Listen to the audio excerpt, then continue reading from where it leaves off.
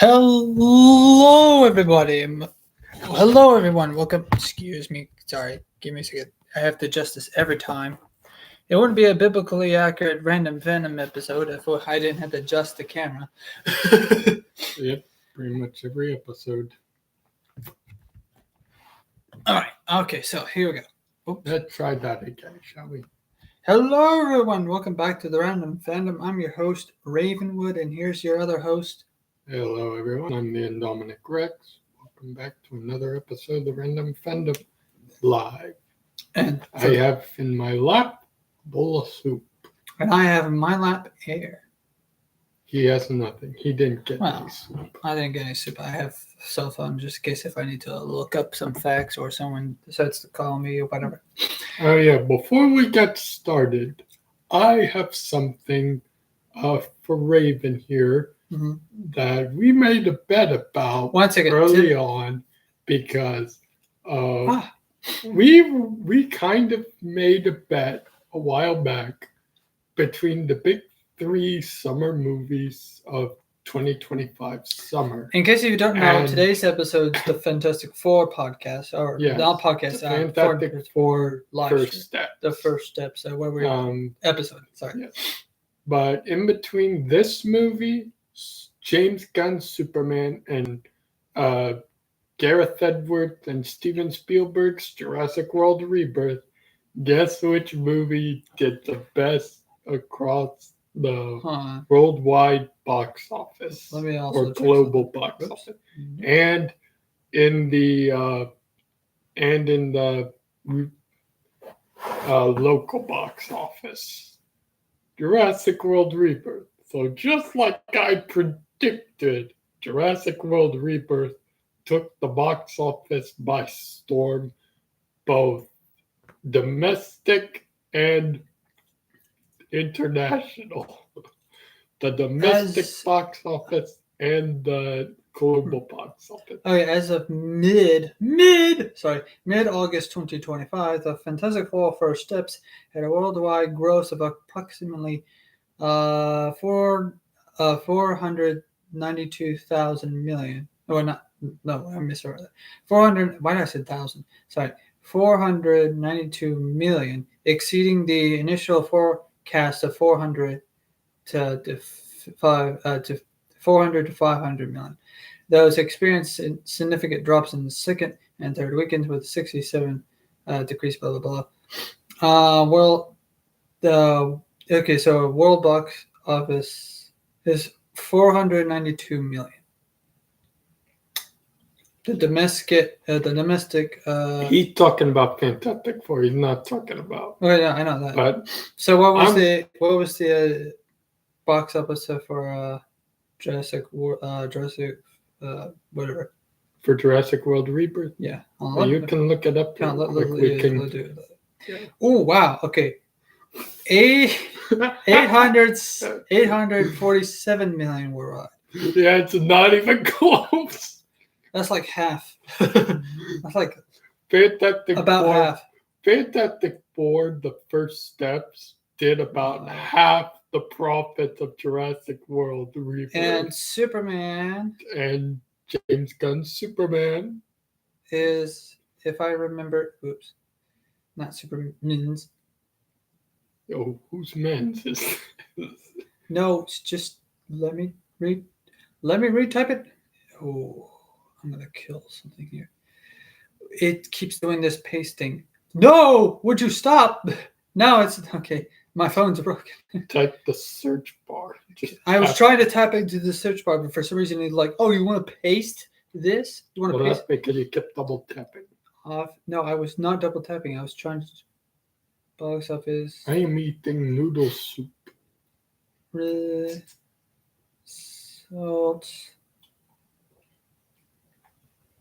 for Superman. There we go. 604.5 million. So about 200 off. So Superman did better than Fantastic Four in the box office. Yeah, which is Jurassic World Rebirth did smoked both of them. That's like $200 more. Yeah, it 200 smoked both of million them, more dollars, which I predicted it would. and I 400 saw the million more than signs. Fantastic It Four. was there. The hype for Jurassic World Rebirth was greater than the hype for James Gunn's Superman and Fantastic Four. Let's face it, the hype for superhero movies has been on a bit of a decline Well, I would say in that. recent a bit True. a bit of a decline in recent years, and most of that is due to how Disney's been handling the Marvel. I wouldn't say Most that. of it. Most of it has been how Disney's been handling the Marvel movies. And so as a result, interest in superhero movies have dropped somewhat. People just aren't as interested as they used to be in the superhero movies because nowadays it's kind of hard to watch them without something happening that makes audiences wince, flinch, or just get up and walk out of the theater because they didn't like something. But Jurassic World Rebirth, despite its mixed reviews, did better domestically and globally with all sorts of audiences. And do you know the reason why? Because everyone to this day still likes dinosaurs. As I predicted, dinosaurs have not lost their bait. They have not lost their community. Now, yes, I will admit, back in 2001, there was a bit of a drop in interest in dinosaurs. But us dinosaur fans, we didn't go anywhere. We're still here years later. And I think the box office record results for 2025 showed it. We came out and we showed individuals. And I told Raven that it was going to be the best movie of the summer, that it would do better with audiences worldwide. He didn't believe me. He thought Fantastic Four would be the best. No, well, to be honest, actually, no. I didn't say that the Fantastic Four would be the best. I said I hope for the best for the Fantastic Four because of Superman. I feel like Superman. I remember during the conversation, you were like, I don't believe you. I personally think that Fantastic Four is going to do better than both Superman and Jurassic World put together. And I also made a statement that, almost as if in response to that. No, I said Fantastic Four did the worst. Can I in the global box I feel office. like, but I also feel like that. I also felt like in the back of my head, I guess maybe I must have said something different versus what I was actually thinking. But here's the thing: we also have to consider that Superman's also a more popular character than the Fantastic Four. While it's true that the Fantastic Four is basically the backbone of Marvel Comics, not necessarily the backbone of MCU. It's the backbone. If you look at it historically, it's the backbone, and it's Marvel's first family. I'm aware. It's that I was kind of conflicted because people want, despite how bad Snyderverse is, people still want Snyderverse. It's like Snyderverse returning is like what if Michael Bay returned for the Transformers? And guess what? The Transformers, guess what? Michael Bay is returning to direct the Transformers films. I don't think it will be the same fate for the DC cinematic universe or whatever you want to call it. James Gunn is obviously going to be in charge for a while. I also wanted to talk about Man of Steel in comparison to Superman real quick before we get to Fantastic Four. Right. And I called this the episode of the stream, Fantastic Four and Where to Find Them, as a reference to Fantastic Beasts. Where to find them. Anyways, I just thought that was silly. Anyways, no, the box office between Man of Steel and Superman 2025, believe it or not, Man of Steel did better than Superman 2025. But, however, here's something you also have to take in consideration. Uh, Opportunity costs and competition of this year, and the average price of the ticket for Man of Steel versus Superman. $12 is going to kill my wallet. Well, you have to remember something else. Let me finish. $12 is going to kill my wallet in the sense of Superman. Superman was more expensive in terms of ticket sales. True. That's something that people don't talk about when it comes to a lot of criticism. Like, oh, Man of Steel was better in blah blah blah because of it did 670, and well, Superman did 640. 640. I got off pretty lucky with tickets for Jurassic World. But here's also another thing. I feel like if you take away if you don't look at the 70, if you don't look at the 40, because I feel like that's just in the sense of cheap ticket sales versus opportunity cost. All right. With Man of Steel, the tickets are cheap. Of course, a lot of people are going to watch that film.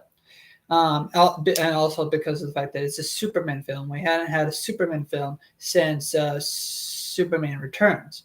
True. Now, where you like Superman Returns or not, that's fine. I don't care about that. But like, we hadn't had a Superman film since Superman Returns. Arguably, we hadn't had a Superman film since Superman 4.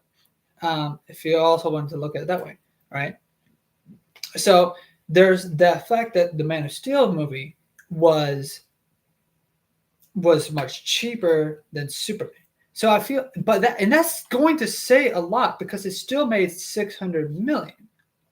Both films, if you look at both films, both made 600 million. At the very least, both films look at the very least. I don't know what the mean medium mode would be when it comes and the average for. I don't know what would be if like I don't know what the adjustment for inflation for what it would be for a Man of Steel will be if it was in today's prices.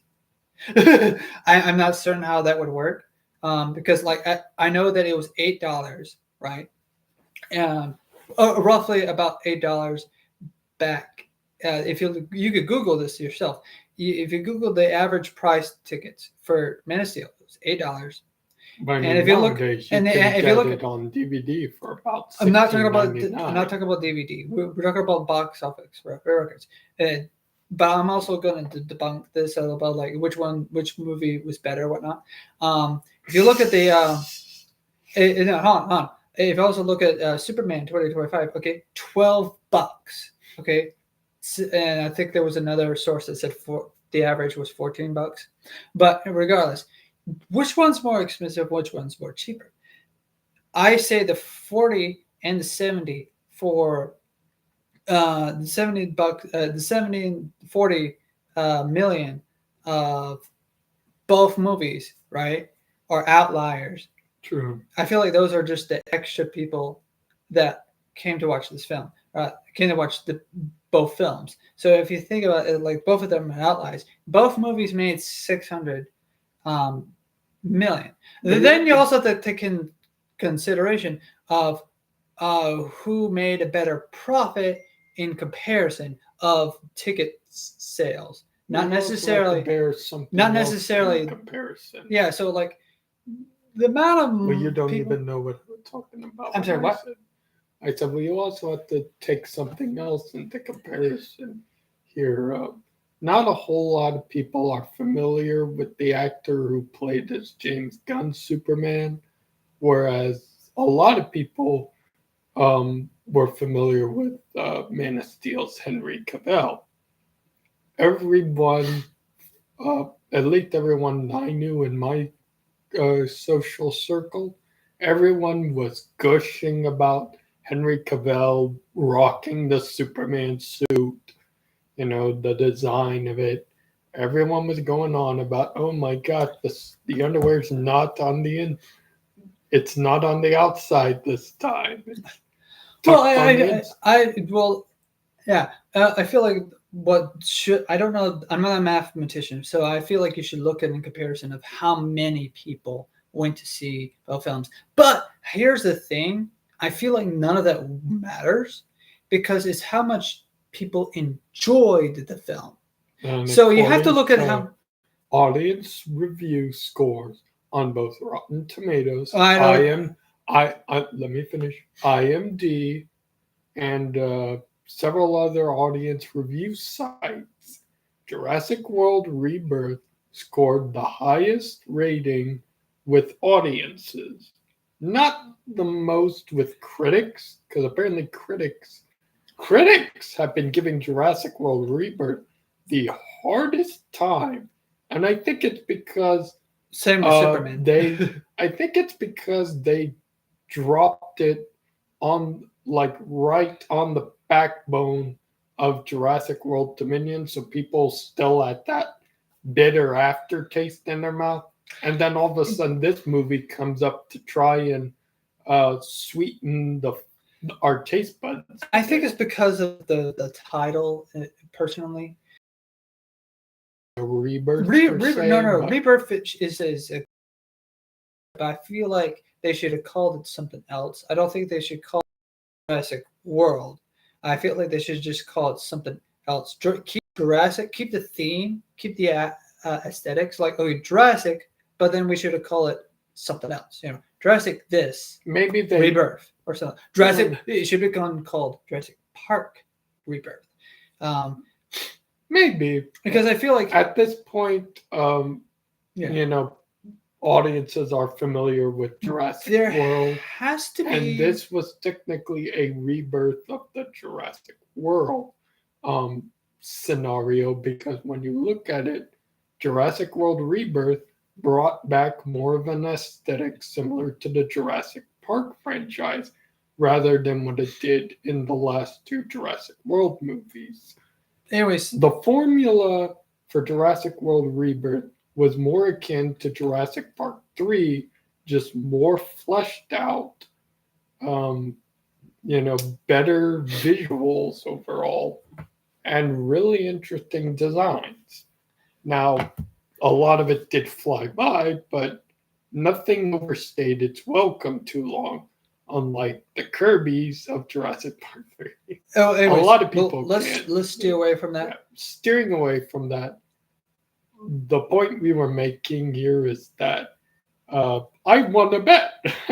Well, no, the point I want to make here is that I feel like there should be a way to actually gauge, I guess, estimate how much people enjoyed the movie versus how much tickets were sold. And I feel like that's what, because like companies are just going to look at it like, okay, do we did we make back our money, and we also sort of made, I wouldn't say made a profit, but like how much of a profit did we made? What's our net growth versus what's our net loss? Yeah. Because like, they're just going to look at that. Most of the companies are just going to look at that and not look at the critics, or they'll probably glance at it or whatever. A director will probably glance at it. But like, I feel like there needs to be some sort of way to, like, a checklist or something, like, did I enjoy it or did I not? Or something to like some not Rotten Tomatoes, because I feel like I don't trust it, because a lot of reporters would a lot of people would just like, and there's also the problem with like alternate accounts where like, I'll put in several accounts or whatever. Well, there's a lot of problems with Rotten Tomato, but you can. There's a bunch of howling monkeys. You can trust the audience reviews, not so much the critic reviews.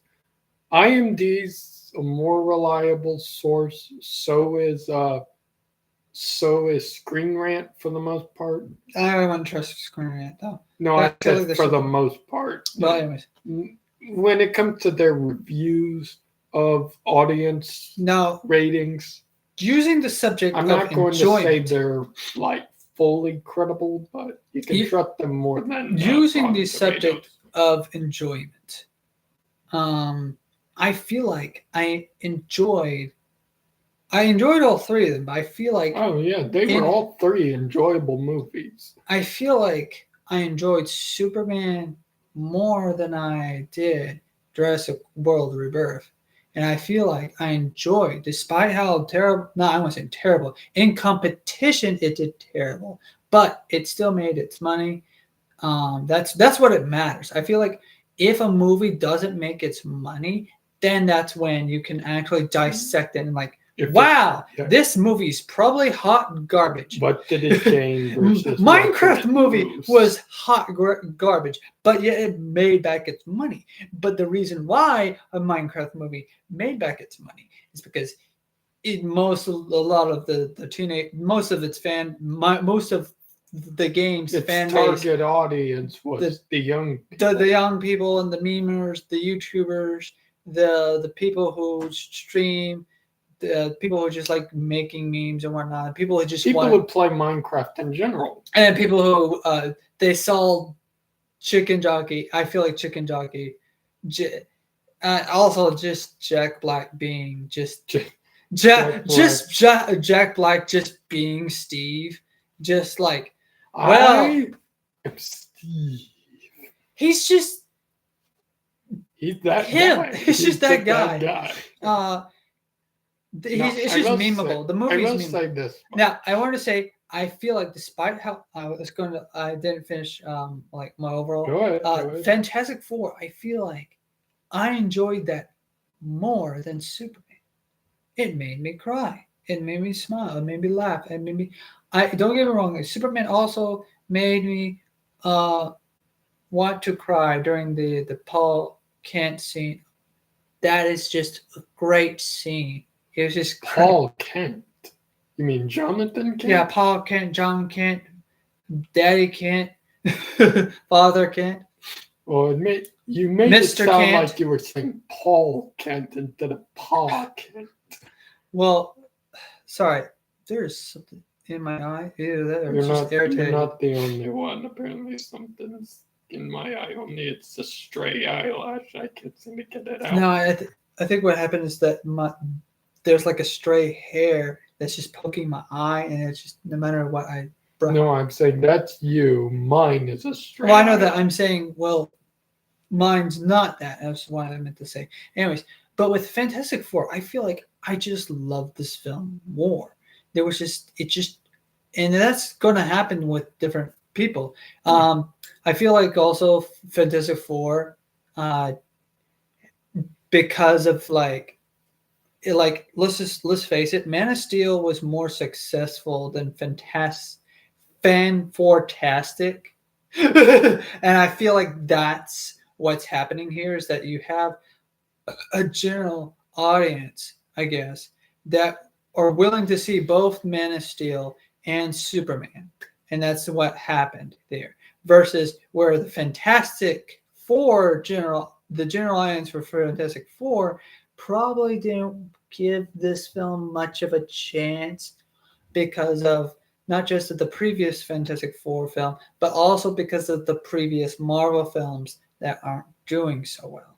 Yeah. So that's another thing is that people are there's a lot of superhero movies. It did not flop. Fantastic Four did not flop. It just didn't do as good. It didn't do as good. It probably could have made. I feel like it could have made more money if Superman wasn't there, or arguably, if Jurassic World. No, because it was near the rewatchability. Yeah, you also beginning of factor in the rewatchability of all three films. A lot of people, including people on say Dangerville and Goji Center, if they had a director's cut for Fantastic Four, people like them, they were able to say with confidence they went back to rewatch Jurassic World Rebirth more than once.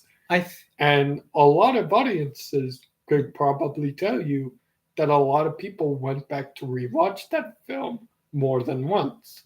Superman, I only know 2 people who went back to rewatch that film, and I only know one person who went back to rewatch Fantastic Four after it first dropped. Man, I actually wanted to watch Fantastic Four multiple times, but the thing is, I think it's more so that that again the tickets are just are just more expensive this year. But For me, I could handle. There's no opportunity cost for me in watching movies because okay, I can watch this movie. Okay, we watch it. Now we can go on to watch this movie because of the fact that we had to watch Superman twice. Not because we needed to, because we had to. It was mostly my fault. I got sick in the theater. I feel like after all three movies we watched them, I initially in my head was like, okay, I'm going to take us to whatever film we all four or whoever all felt like was the best movie out of all three. If it's still in theaters, that's also another thing. If this movie is still in theaters or if that movie's still there where theaters or whatnot, I personally wanted to watch Fantastic Four again because it has that rewatchability. And I was just moved by it. It was a family film. That's what it was. It's a family film. Family. Sorry. Anyways, we are not bringing up that dying franchise. I think it's already dead. Anyways, I think there's still some members left, but it's not fully dead. We're having to point the gun at it. Poke it with a stick. Just poking it with a stick, just trying to finish it off. Now, Fantastic Four. Let's actually talk about. You say poking it with the stick, like. No, the poking is like it's whacking it, murder with a stick, stabbing it with a stick. Just die already. Joker crowbar to the face. I love and hate that story, the Death in the Family. I haven't read the comic, but I've seen the movie, and so I feel like I've read it and watched it multiple times. I hate that. I've been traumatized multiple times. It makes me scared because of the fact that it's such a popular story. Jason Todd's story is such a popular story. Story of the Red Hood. Because of the fact that James Gunn said, if people die, they are dead. In my universe, when people die, they are dead. That kind of reminds me. And so I'm scared if Jason Todd gets killed by the Joker in the Batman in the Batman films, not the Patterson films. I'm talking about in the Gunn Batman films. Whoever's going to be the Batman, we have so many Batman actors now. Unless James Gunn plans on utilizing the Lazarus Pit. I don't think. I'm just saying, unless he plans on sticking to the comic accuracy of Jason Todd's story and how it was brought back via the Lazarus Pit. I feel like the exception to the rules would have to be how people are brought back to life, like Clayface. He dies, technically speaking, and then becomes this monster because he fell into the vats. It's because I think it's because of the vats, but depending on this type of story, it's because he also uses like this weird actor cream, and it was not fully tested or something. Well, and he's just got addicted to the acting cream. There are different. I actually kind of like that one. There are different types. It shows how obsessed. I actually like that story because it shows how obsessed and how much of a workaholic he was to ignore his boyfriend. Yeah, there was a homoerotic relationship with him and his friend there. I'm aware. It just there are different ones. The one I usually prefer is the one where Clayface kind of just. I don't know. It just has that. By the way, a Japanese in the Batman the Animated Series, a Japanese animator animated that episode. I think he also animated a few other episodes. But Well, that the body horror with let's not anyways. get too. Which, speaking of which, Clayface, I'm not certain if it's going to be in the Gunn universe because he didn't make that clear in his interview, or if it's going to be in the Patterson universe. I know Clayface is going to But be that's gonna be a movie. returning It's a for horror his movie. role in Suicide Squad Isekai. Because from what I understand, I know I haven't they seen it, so don't plan spoil on it. making a season 2. I did hear about it. They haven't released spoil it. any official confirmation about it yet, but I know Clayface will be returning. I'll for watch that. it eventually. I'm just not. I want to watch. I want to rewatch Static Shock so I can rewatch Justice League Unlimited, and then watch new content from there. Yeah. I get it. Now, in terms of rewatchability for me, obviously we had to rewatch Superman because the first time we went to see it, I got sick and we had to back out, so that was kind of on me. I feel like that doesn't count for me. And for me, it only counts for me because I'm the only one who watched both of them back all from beginning to end, all the way through. Jurassic World Rebirth, we were able to see it all the way through. No problem. And Fantastic Four, we were able to see all. If I had to compare reactions from you, Ashley, Nick, John, and Mom, even though Mom was only there for the Fantastic Four, I had to replace. She went there for Jurassic World Rebirth. She Mom? She went there for that. I'll ask her again. Remember, she burst out laughing during the Mutadon scene where the guy was taking a leak, and then the Mutadon started bodying the raptors behind him. She burst out laughing. She didn't see Superman. No, she saw Superman. No, she wasn't there. She saw when we all went the second time. She was not there. She was not there the first time. Mom was not there for either Superman films.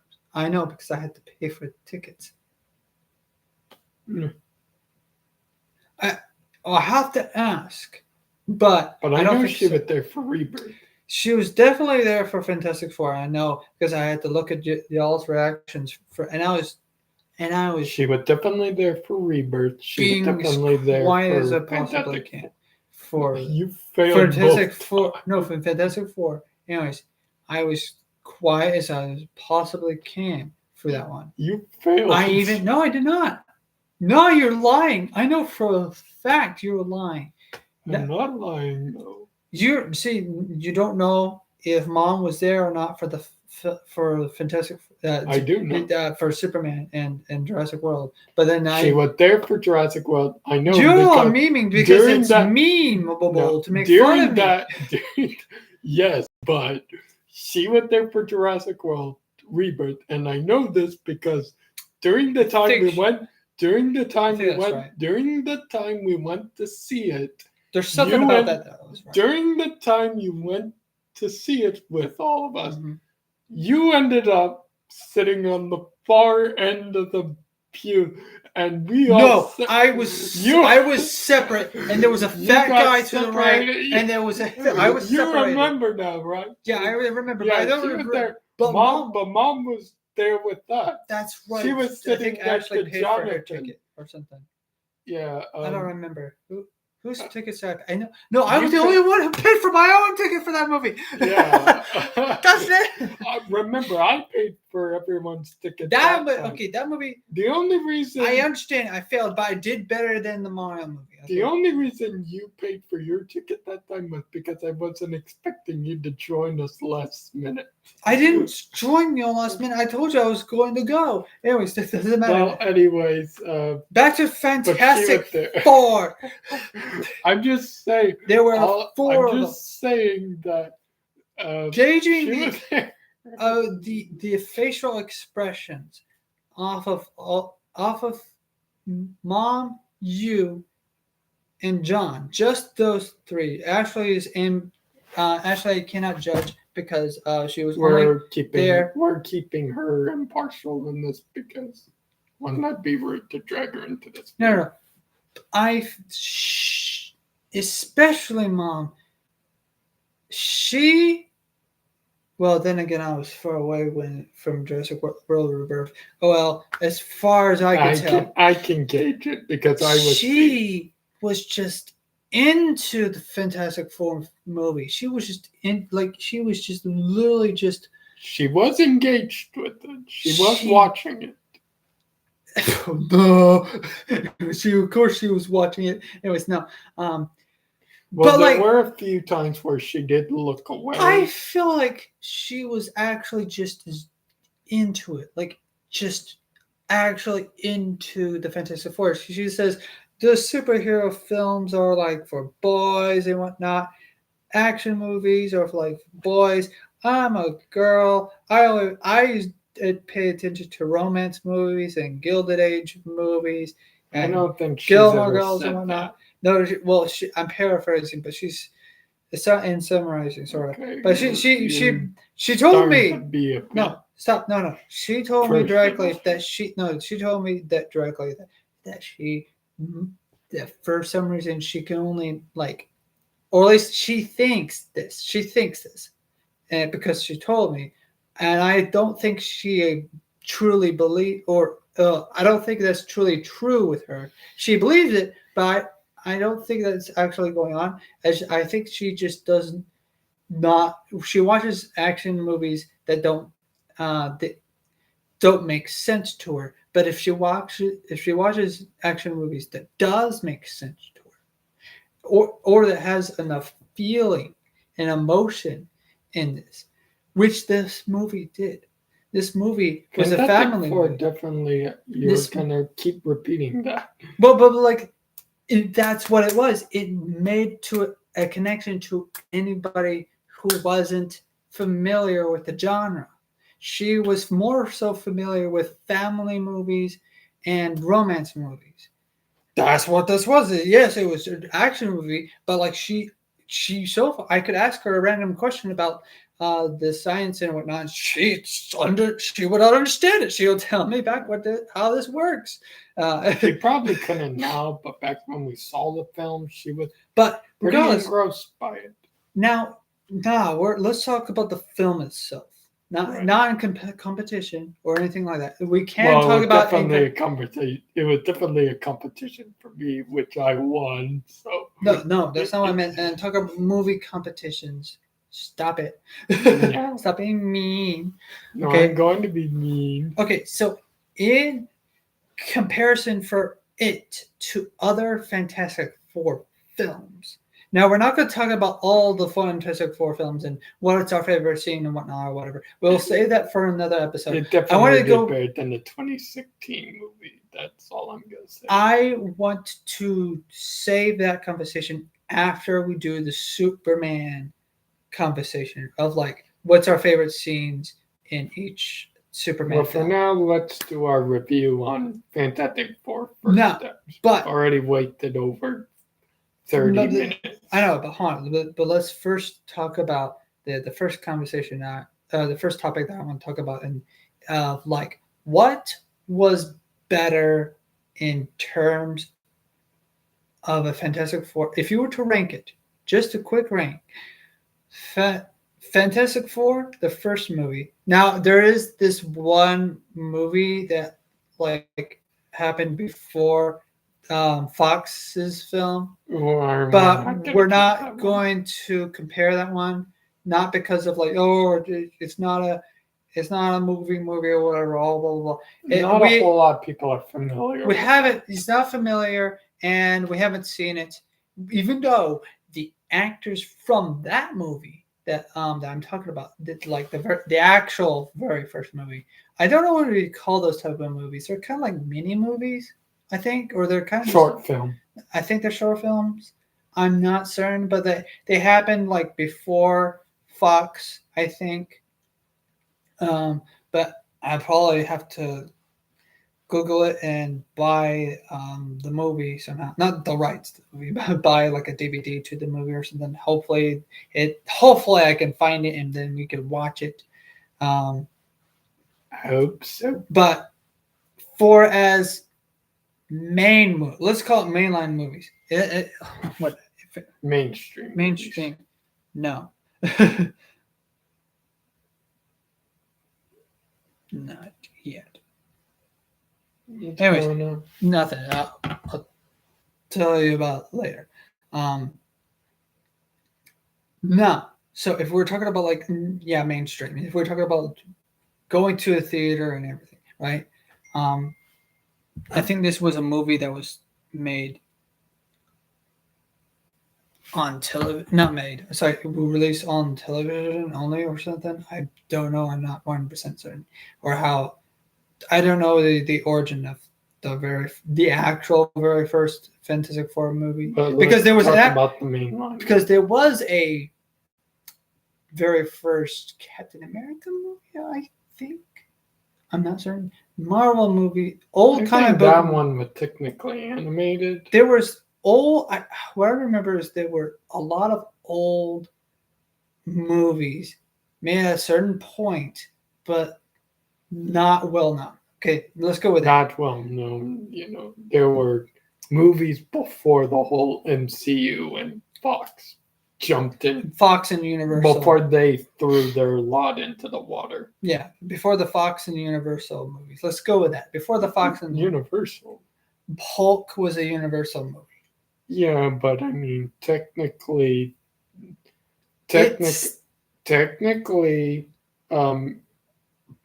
I don't want to say Disney, but technically every other Marvel hero, Marvel threw their lot. Oh my goodness! Be quiet. He's constantly getting checked on his phone. Sorry. You continue.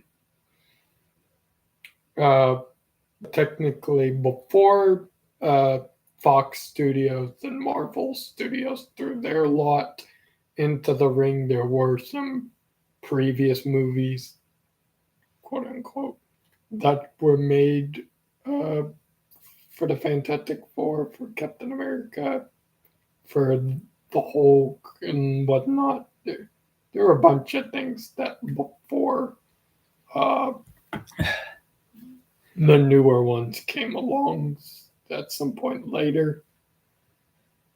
They were probably like back around the time Clint Eastwood's movies were like. Anyways, okay, so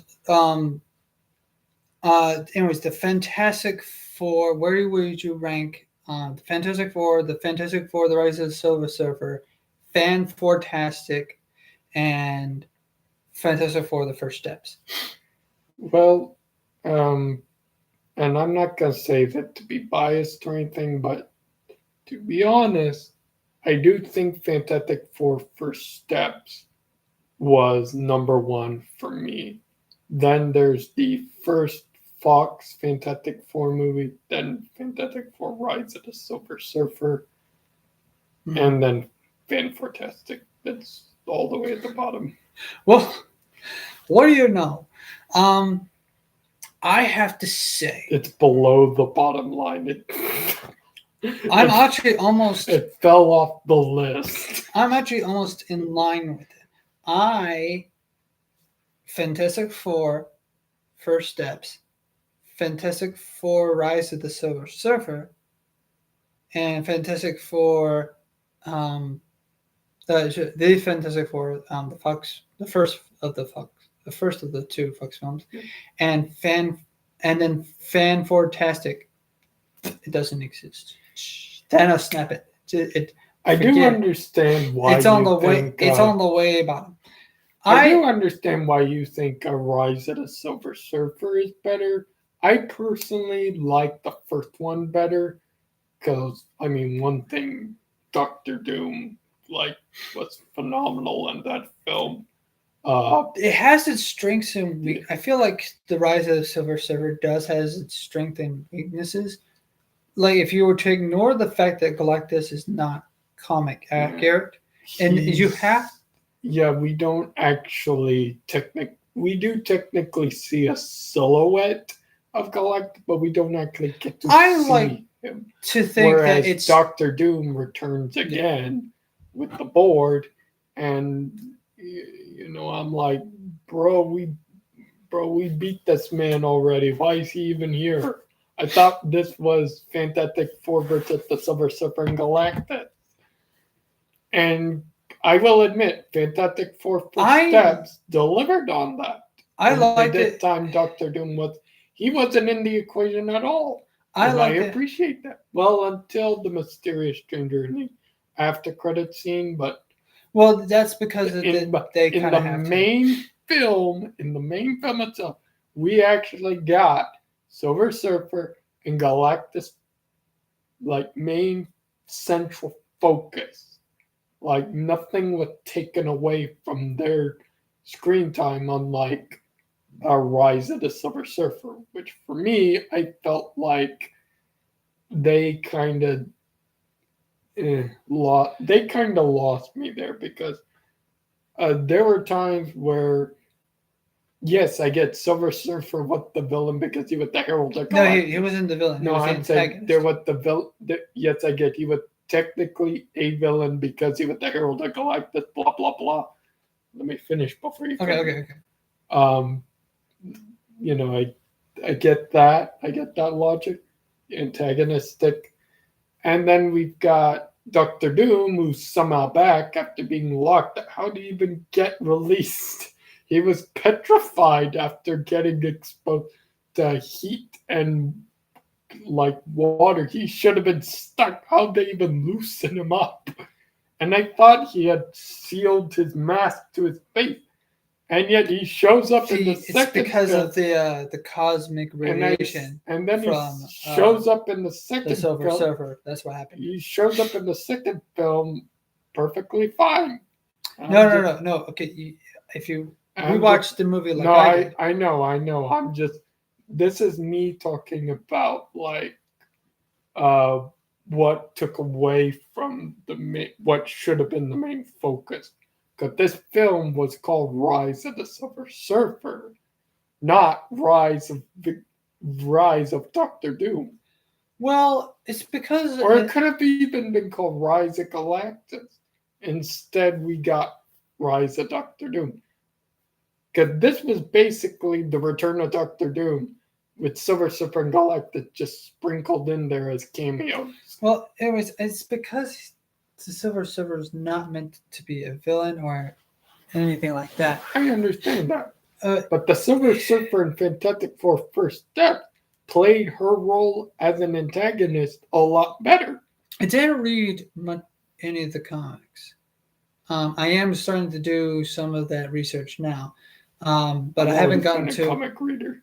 Well, I mean, I say I haven't read any of the comics. I do read some here and there, some sprinkled, right? What I can get my hands on. But the thing is, I can't.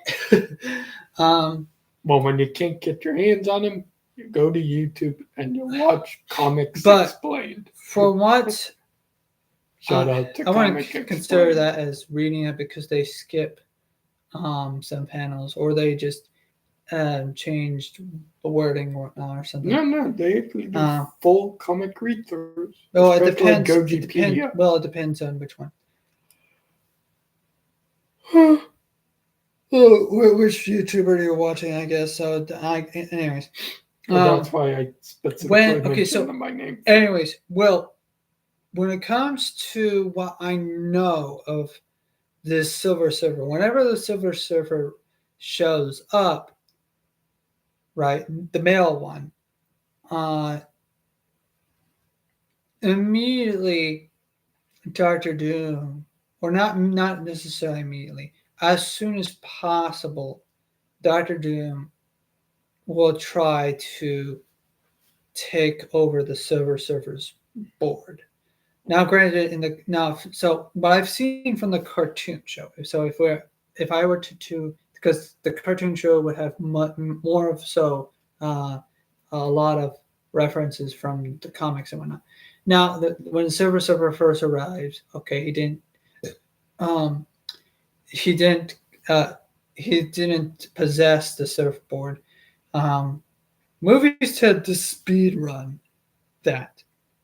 Sometimes they kind of what they tend to do is like they skip some of the middle the lot of the melodrama and whatnot, or some of the other drama and whatnot. They just kind of take a collab of different stories And so, like, okay, They can we make compress it. yeah, not just compress it. They just kind of take a bunch of stories from the comics, different versions or whatnot, and just like, okay, so let's take these elements and then just make formulate our own story They here. create a Which Stitch Wraith. which this no Stitch, you don't even know what the Stitch Wraith is. From the Five Nights at Freddy's. Yeah, but you don't even know what it is because Yes, you I haven't read do. the books. Yes, I do. I know enough about the Stitch Wraith. Well, anyways, It's an well, animatronic that was stitched together with different parts. I don't know if that's accurate or not. But anyways, It contains two souls inside it. I don't. Anyways, I don't think that's accurate or not because I think I've. Have you read it? No, I've seen the theory video, but that's not. But that's not always a reliable source. You have to read things for yourself. Well, I'm talking about the actual book. Anyways, have you read it? Well, I mean, have you read it? Yeah, I've read a couple pages. Well, okay, fine, whatever.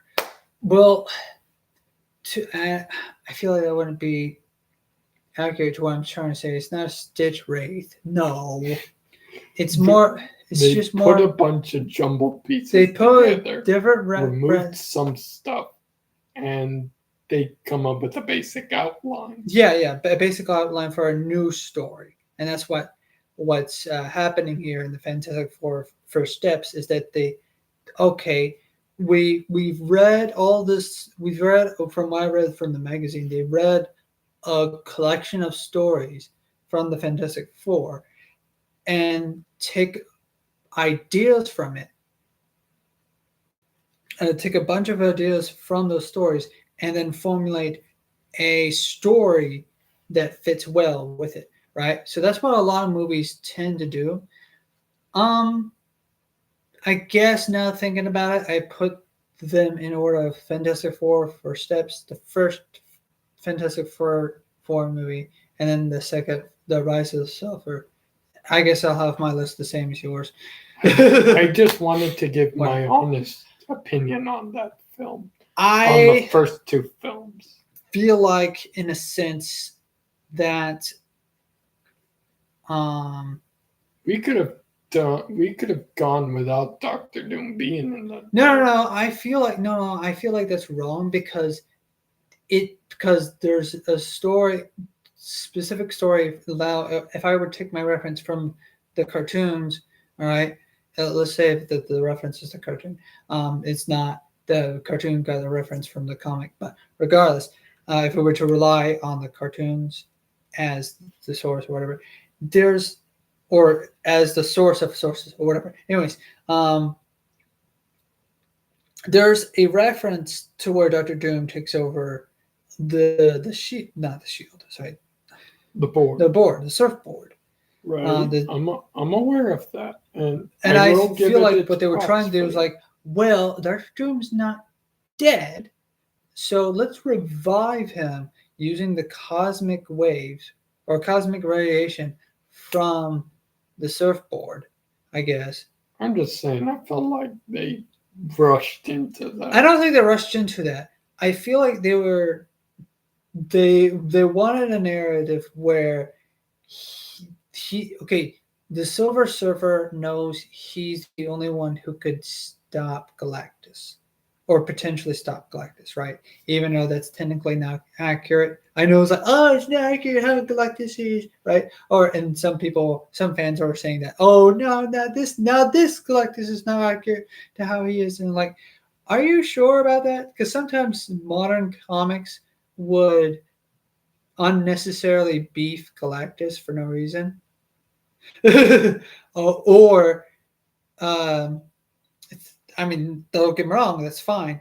But it feels like more so at the core of what the original Fantastic Four was, or something like that. Because I've read some from the magazine, like that they were trying to aim for what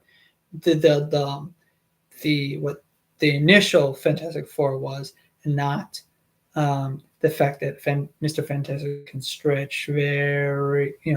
They wanted to give limits to these characters, right? To all of the characters, including Galactus. And if you looked at the Galactus from the cartoon show, he's not that powerful as a lot of people say, uh, glaze him to be. Galactus is not all that powerful. He really isn't. He can be. And I feel like we've seen him in and I feel like comics beat up other Celestials. Don't get me wrong. He can be powerful. He devoured Ego. But the thing is, he was at a power struggle with Ego. Ego was almost as powerful. He was a primordial planet, a being.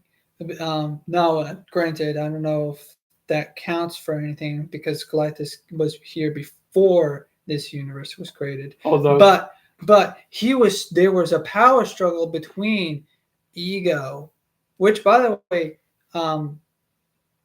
I actually wonder what would happen if MCU's Ego meets, Star Lord's dad. I'm not certain if that's true or not in the Marvel comics. If in the Marvel comics, Star Lord's dad's Ego, or if that's a new thing that I don't. I'll research that. I'll read some comics of the. But anyways. I actually do find that interesting. I know it's kind of sort of a reference to. That's the thing about the Guardians of the Galaxy. I've yet to watch the third film for some reason. Now think about it. I've yet to watch it. I want to watch it. I'm not trying to neglect this child. Haven't gotten around to it. For some reason, I haven't gotten around to watching the third movie. I've been told it's a great movie and whatnot. Anyways, but the interesting thing is that Galactus is not all that powerful. He can be powerful, but he's not. I am omnipotent. I cannot be stopped. Although he did have a confrontation in the Marvel comics that threatened to destroy the entire Marvel cosmology. So there's that. Yeah, I can understand. Some people are like, "Are you kidding me, Ravenwood? Have you not read the comics where Galactus battled like this entity?" I feel like their power fight, scaling. And their fight nearly unraveled the Marvel universe. How can you say he's not that? I need to get away from Death Battle and Power Scalers. Well, no. Power I'm talking about arguments. It's just power scalers in general. Death Battle, man. They take interpretation, which based on what they actually research. Yeah. And according to comics, yes, Galactus is powerful. We're not saying he isn't. But we're not saying he's the almighty, omnipotent being. All power scale.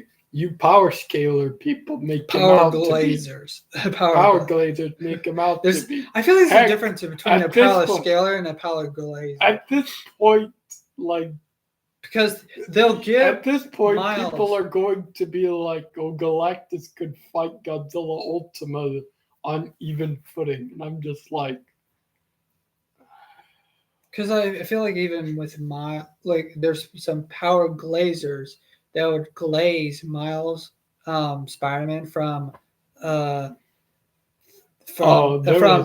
Marvel comics, because he only temporarily becomes a godlike host or whatever, vampire thing. But that's a temporary thing. That's not an actual feat. That's a temporary contract. A lot of people. I feel like. There's also that debunks some death battles. A lot of people do end up getting boost. Sore and out of sorts when it comes to power scaling and debating. Oh, this guy obviously should have won against this, Hulk versus Broly. But that's the thing, though. That's of its time. That one was a huge blow. Everyone was all like, "Oh, should have won that one." Well, here's the thing, though. The comic about the Green Door was still being released, so the information was still unclear about that. From what It's just like at the time Hulk versus Doomsday came out, there was no Green Door for the Hulk, so Doomsday killing Hulk was fair game. although can Doomsday still kill the Hulk? We're talking about something that can kill Superman. Yeah, and That's- not only that. Well, okay, there's the argument. Every time Doomsday's died to something, he comes back unable to be killed by whatever killed him before. Now, granted, there have been times where Doomsday has been killed by something amped up multiple times, like he takes an energy blast, dies, comes back. That same energy blast no longer is able to kill him. But like an energy blast from Darkseid's Omega beams, yeah, that's gonna kill him. But when he comes back, then the same Omega beam ain't gonna kill him the second time. That's how he beat the shit out. I wonder if Darkseid. Darkseid's ability to give people an endless death is actually the answer to killing Doomsday.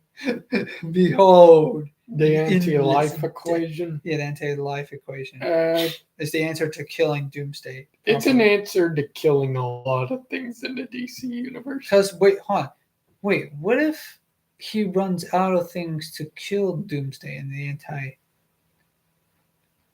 Could Doomsday escape? That's a different question altogether. Could Doomsday escape Darkseid? I know not is like the weird god entity of Darkseid. Yeah, just the avatar of Darkseid. Yeah. All I know is that Doomsday did manage to kill one version of Darkseid's avatar. Darkseid versus Thanos was probably a mismatch in my opinion because I mean, it honestly felt like Thanos does not have an avatar, so yeah, it was appropriate for what was happening at the time, Marvel's Endgame and all that other stuff. But like, it just goes to show that like people make it out that Thanos is this all powerful being, like, oh my god, no one can talk. There's always a bigger fish out there, and just because, but it was an interesting battle. It was an interesting battle.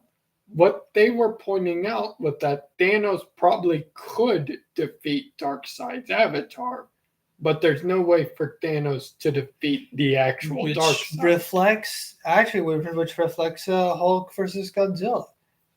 There was no way for either Godzilla or the Hulk to permanently kill one another. But Bruce Banner was able to solve the Ultima equation and cut Godzilla off from the entity. Hulk defeat Darkseid then, if he could find a way to dismantle? No, because there is no equation to solve. That's a nerf to Godzilla Ultima, that the entity purposely leaves an equation out there saying, hey, if you can solve this, congratulations, you win. It's a game the entity plays. But I feel like there's a way to. I feel like there should be a way to defeat Darkseid. There is. There is. It was Superman singing at a high frequency.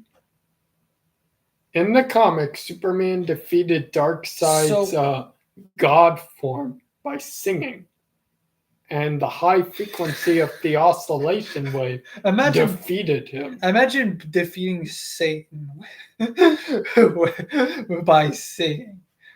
But then again, Satan, according to the Bible, was a magician. He was one of God's angels that he played music or whatever, I think. So it makes sense to fight fire with fire. Yeah. I call him Satan because literally, if you look at Darkseid's domain, it's looking at it's like that's hell. That's basically hell. Planet Apocalypse. That's basically a planet of hell. Anyways, in more ways than one. and he literally had control. He literally has his way of like death. Anyways, going back to the Fantastic Four, going back to Galactus and whatnot.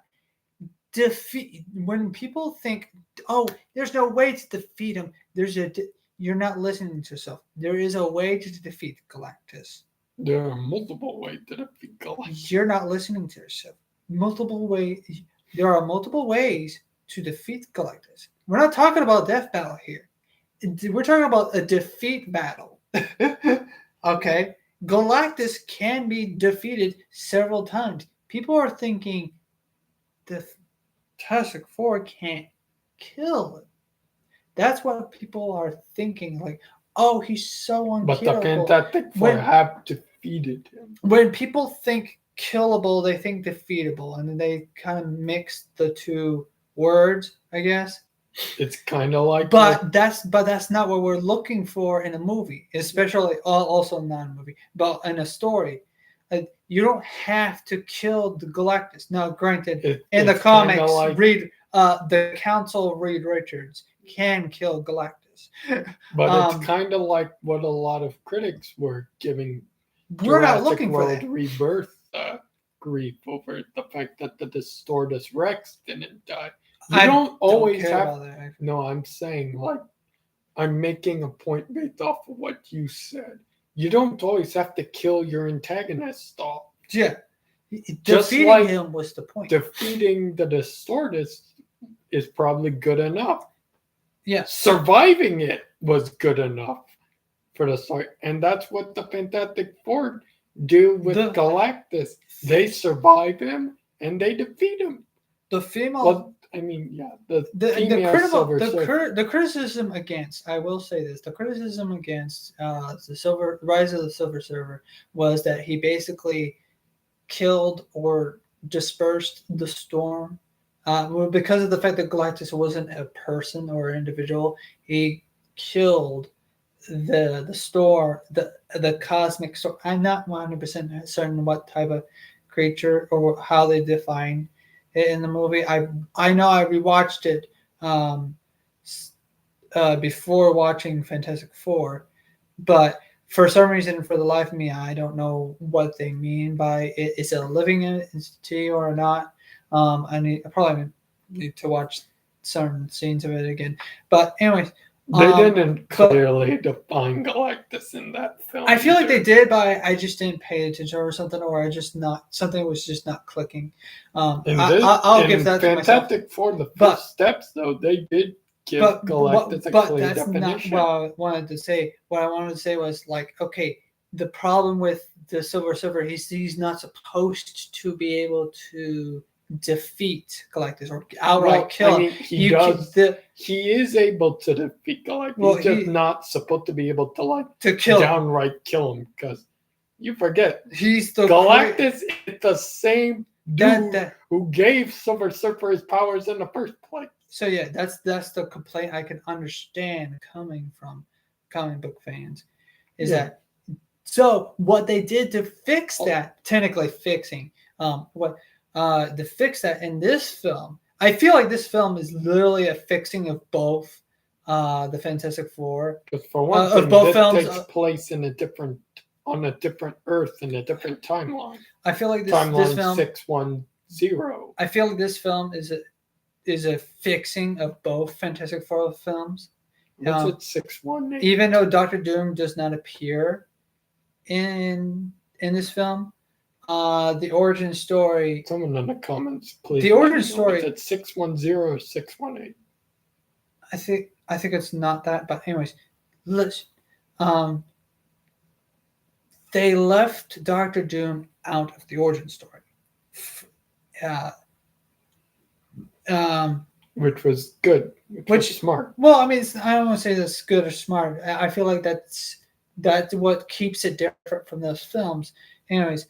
In those stories, because in the comics, Doctor Doom already has his existence. The cartoons, cartoons. Yeah, in the cartoon, he already has his own separate existence. There's no reason for him to have been created alongside the Fantastic he brought robots. Now, of course, I think they later. I think in the comics, I'm not certain what happened in the cartoon. I'm told that in the comics, he always had um, magical powers or whatever. But so I don't know why the cartoon didn't give him magical powers or something like that. I'm not 100% certain. Maybe there was like a discrepancy somewhere, or miscommunication.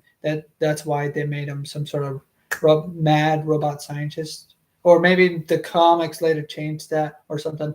I don't know the timeline here. But anyways, so when it comes to the cartoons, the Silver Surfer can potentially a Herald can potentially defeat Galactus. Granted, one Herald defeated Galactus. I can't remember his name, but he took advantage of him having a weakened state because that Herald tricked him. Which okay, this counts as defeating, I guess. If you have to by tricking your opponent, you are defeating your opponent. But anyways, he had to defeat him by tricking him to eat a planet that was heavily polluted, and therefore uh, defeated him.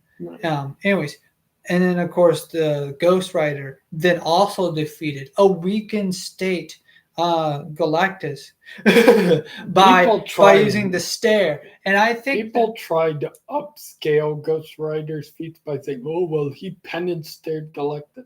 Yeah, after Galactus was already weakened. So. And there's also another thing: he only knocked him out. He didn't kill him. He didn't actually kill Galactus. Yeah, he didn't kill. He did penance-stare him though, like Galactus. Definitely technically, then he's definitely going to feel that in the morning. But anyways, so that's that. So we'll.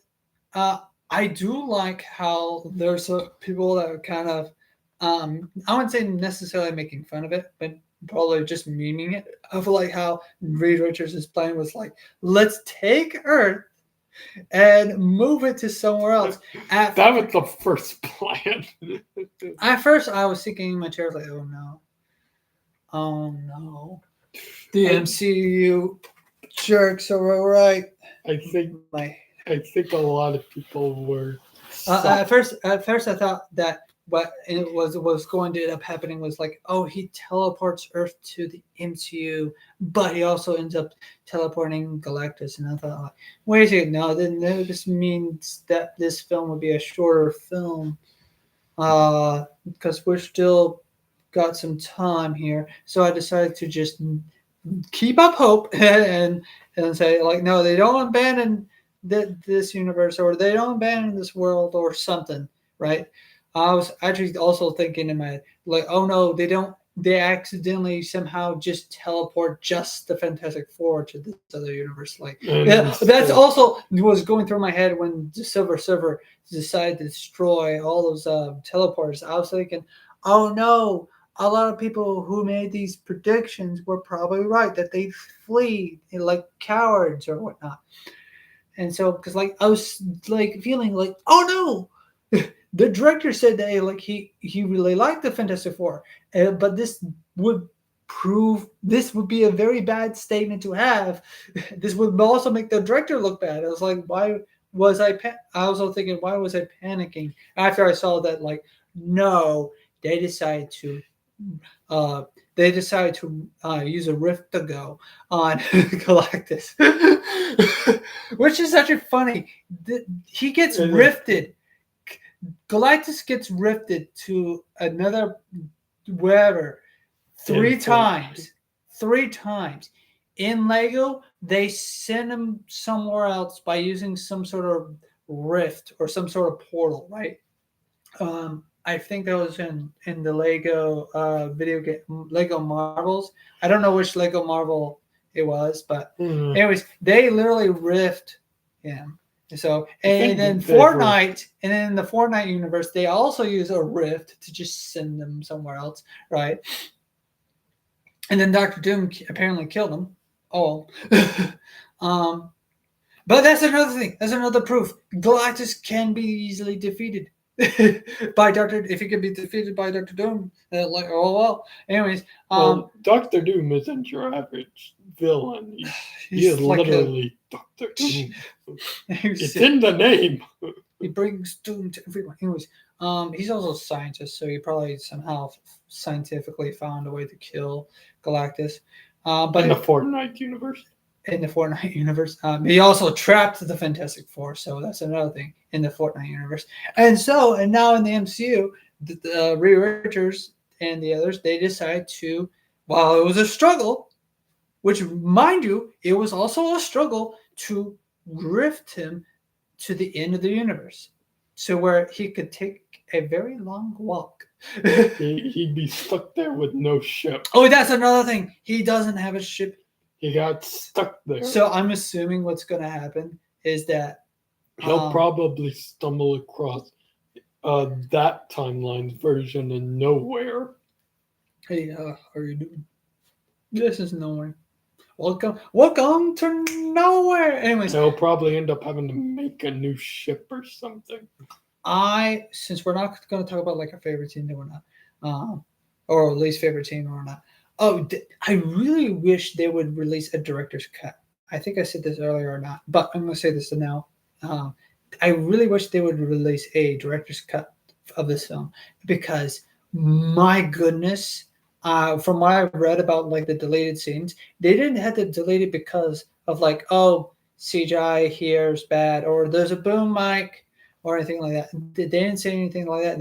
They had to cut it because of like, I think it had to do with like the theatrical release. Like they felt like it would have been a little too lengthy or something. And Jurassic World Rebirth suffered some similar problem too, with some certain scenes they had to cut out. I feel like maybe those might be more justifiable than, or not. So I feel like this one would have been, no. Well, I feel like those would have been necessary to leave out and not needed. There was one scene in particular that Gareth Edwards really wanted to leave in, but don't kick the table. The rest, what? You were kicking the table with us, causing the camera. I wasn't kicking the table. Well, you were doing something to the table that caused. I was just shifting my legs. Well, anyways, well, whatever you're doing, you caused the laptop to wobble for a bit. Anyways, wiggle. Stop it. Anyways, no, going back to the Fantasic Four though, there was certain scenes I wanted to add to. It would actually not. It was not because of like the runtime or not. It would actually showcase the Fantastic Four and more of their powers and whatnot. Like actually showing them fighting Giganto, I think. I'm not certain. And there was going to be a scene about. There was going to be two scenes dedicated to Red Ghost and the apes, and how Reed Richards was going to appeal to Red Ghost's humanity. And not just that they just covered them all in brief glimpses in the film. Yeah, which they would. I feel like they should probably definitely have not theatrical. They should have a director's cut version of the film on DVD, so that we could just watch it and like, oh, this would have been much better. I feel like a lot of people probably would have watched it more, or I feel like it probably have a better watch time for other people. That because like what I'm trying to say is like just the inclusion of those scenes would have helped it do better, but I get what you mean. No, I'm saying it would probably help them do better because like there was small, because like it would give some dedication to they wanted to have some more dedication to Ben Grimm and Johnny Storm, the Human Torch and whatnot, and the Thing. There's also probably get some more. There was also a scene where the monkeys or the apes would actually build and construct a teleporter device. Apes. not harm apes. Anyways, I find it fascinating how this movie wasn't just a family movie, but it was also an appeal to people's humanity, except for Doctor Doom. Now, Doctor Doom has no humanity. Well, I will well, say this much: there, it would have been funny if the variant built a device, but then he destroyed it despite rewriters or something like that. I rather die. It would have been cool if they at least added him, but they wanted to keep him to keep mysterious. the suspense until until the next film. They want to keep him still mysterious. What's interesting was that at the end of the film, we had a time skip of what's his name? Franklin. We had a time skip Franklin. And Dr. Doom's mask was off. And Franklin was touching his face. This tells me that Franklin has some sort of ability to probably temporarily, I will add, to temporarily remove Dr. Doom's scars. So I think we'll get some sort of indication as to what would happen in the next film. I think what happens is that Dr. Doom kidnaps Franklin because of this. I don't know why he would kidnap Franklin and take him to a separate universe. That would have to be explained. But I do feel like that's what they're heading towards, is that Franklin is a MacGuffin.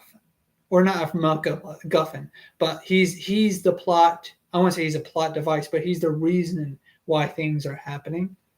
In other words, he's probably the plot device. Well, yeah, he's the plot device. Franklin, this child, is the plot device. And again, technically, all characters are technically tools, but all characters are tools. But anyways, they are for writing the tools. I know, it's just the way you said it, like all characters are tools. Well, anyways, I think what's going to happen for the narrative of the next two films, which is Secret Wars that happens after this. Avengers Doomsday. Secret Wars, what the name of the show? No, Secret Wars is what's going to happen in the sequel film to Doomsday, Avengers Doomsday, and Avengers Secret Wars. Right. They're doing the same thing with the Thanos arc. I'm just saying, I could have sworn. I could have sworn that Secret Wars was the name of the show that Nick Fury returns to, but that's Secret Invasion. Secret Invasion. Okay, I thought it was Secret Wars. Secret Wars is what happens when the X-Men, the Avengers, and all these other factions start fighting each other.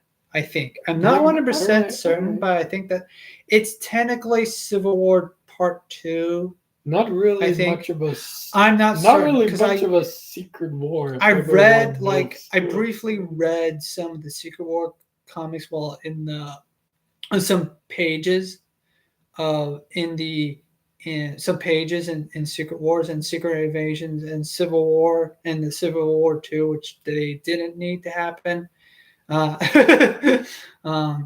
Basically, I kind of skim read while I was in Barnes and Nobles, and so basically some of these events kind of just domino effect. But I don't think. When I was thinking about what the second Secret Wars, where Captain Marvel led a revolt. Secret Wars and Secret Invasion Secret Invasion had to do with the Skrulls, but in the MCU version of the Skrulls, that didn't happen, where the Marvel characters were wondering if there was literally a fight. I think the Secret Wars and Secret Invasion are technically connected. All I In the know is sense, that I can't remember. in Captain Marvel, Been a long time since I read those. in Captain Marvel, Basically, is Spider-Man a Skrull? Is Spider-Woman a Skrull? Okay. That's what happened. All I'm trying to say is all I remember right now about the scroll situation in the current Marvel timeline for the Marvel Cinematic Universe is that in the Marvel movie, Captain Marvel, it was revealed that the Kree were secretly the bad guys and not the Scrolls. And I heard something in Secret Invasion, apparently, that the Scrolls were up to something. I'm not sure. I have to watch it and find out. Yeah, I'll watch it eventually, even though a lot of people to- are saying that we'll it's both terrible. watch it. No, you don't have to watch it. I'll take the belt. I'll take the I L for was this one. I wanted to watch it. All right, Anyways, fine, that's fair. it was kind of like how I took Secret a Wars blow is watching different. Star Wars Alkaline. I feel like with Secret Wars, uh for what MCU was heading towards is what the what King Dynasty was King the Conqueror was going to do. I think initially what the King the Conqueror Avengers film was going to initially be Before the where actor like fucked up. I'm from different multiverses, and then Secret Wars ends up happening. It's like, oh no, you with stupid Avengers, look what you've done, you merging the universes together, and then that's what's happening now. I think with Doomsday does something, and then in Secret Wars it brings in a whole bunch of universes together. They were setting up something. That's what I'm thinking that's roughly happening. They were setting up a lot for the multiverse. Yeah. Sorry. You finished. Sorry. They were setting up a lot for Kang the Conqueror and the Ant-Man film, Ant-Man the Wasp. Well, no, Ant-Man. Ant-Man Quantumania. Yeah, Ant-Man Quantumania. They were setting up a lot for King the Conqueror. And then the whole debacle happened behind the scenes with the actor and whatnot.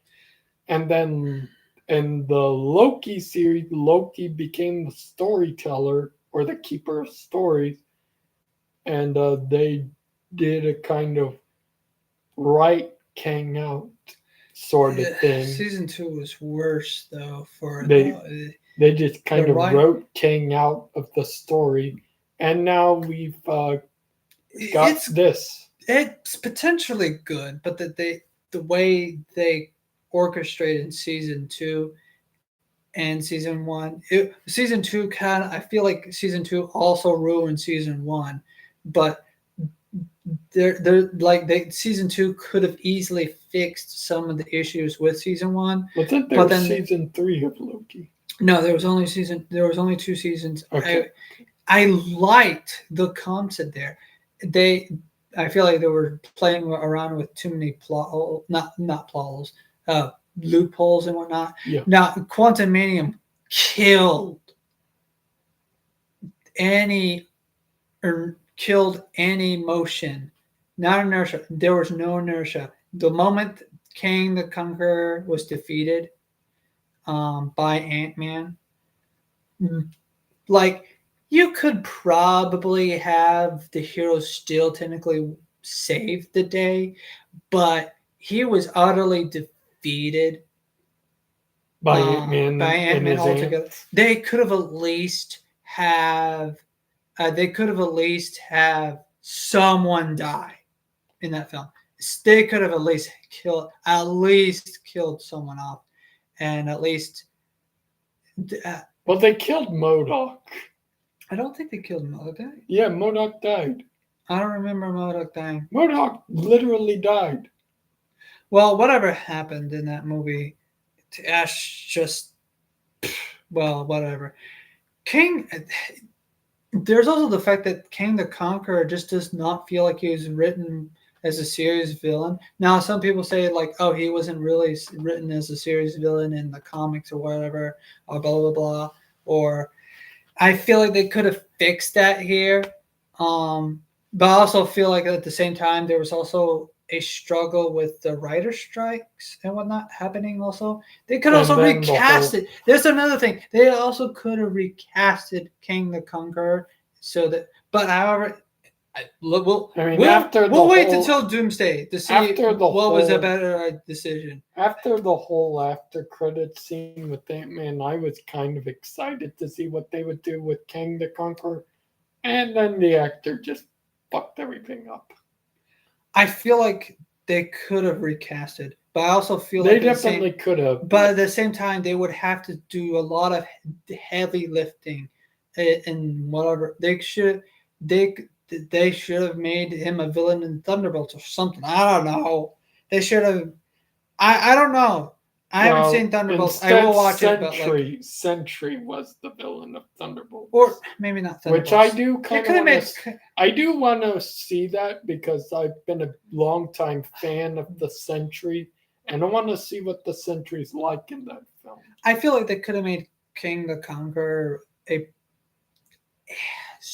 a more serious villain to set up for Avengers King Dynasty or whatever. Yeah. But anyways, going back to the Fantastic Four, I feel like this is a nice setup for Doomsday. It's a nice setup. It definitely is. It's going to be the first. It's going to be the first steps into what they are planning. Literally, a first. It's kind of sort of play on words for like Franklin being a baby and he's taking his first steps, right? But this is literally Marvel's first steps into. Surprisingly, wasn't a CGI baby. I looked up at certain behind the scenes of Franklin. They used an actual baby. What I think what ended up happening was whenever he was in the Thing's arms, because the Thing is CGI, it kind of probably messed with the not with the baby's motions, but like it kind of messed with a few things here and there or whatever. It's not. It wasn't. It wasn't. CGI is not going to be perfect. It wasn't even that noticeable to me. Well, the thing is, it's an actual baby in a guy who's supposed to be CGI. Now the thing is all done. The Thing was also practical effects here.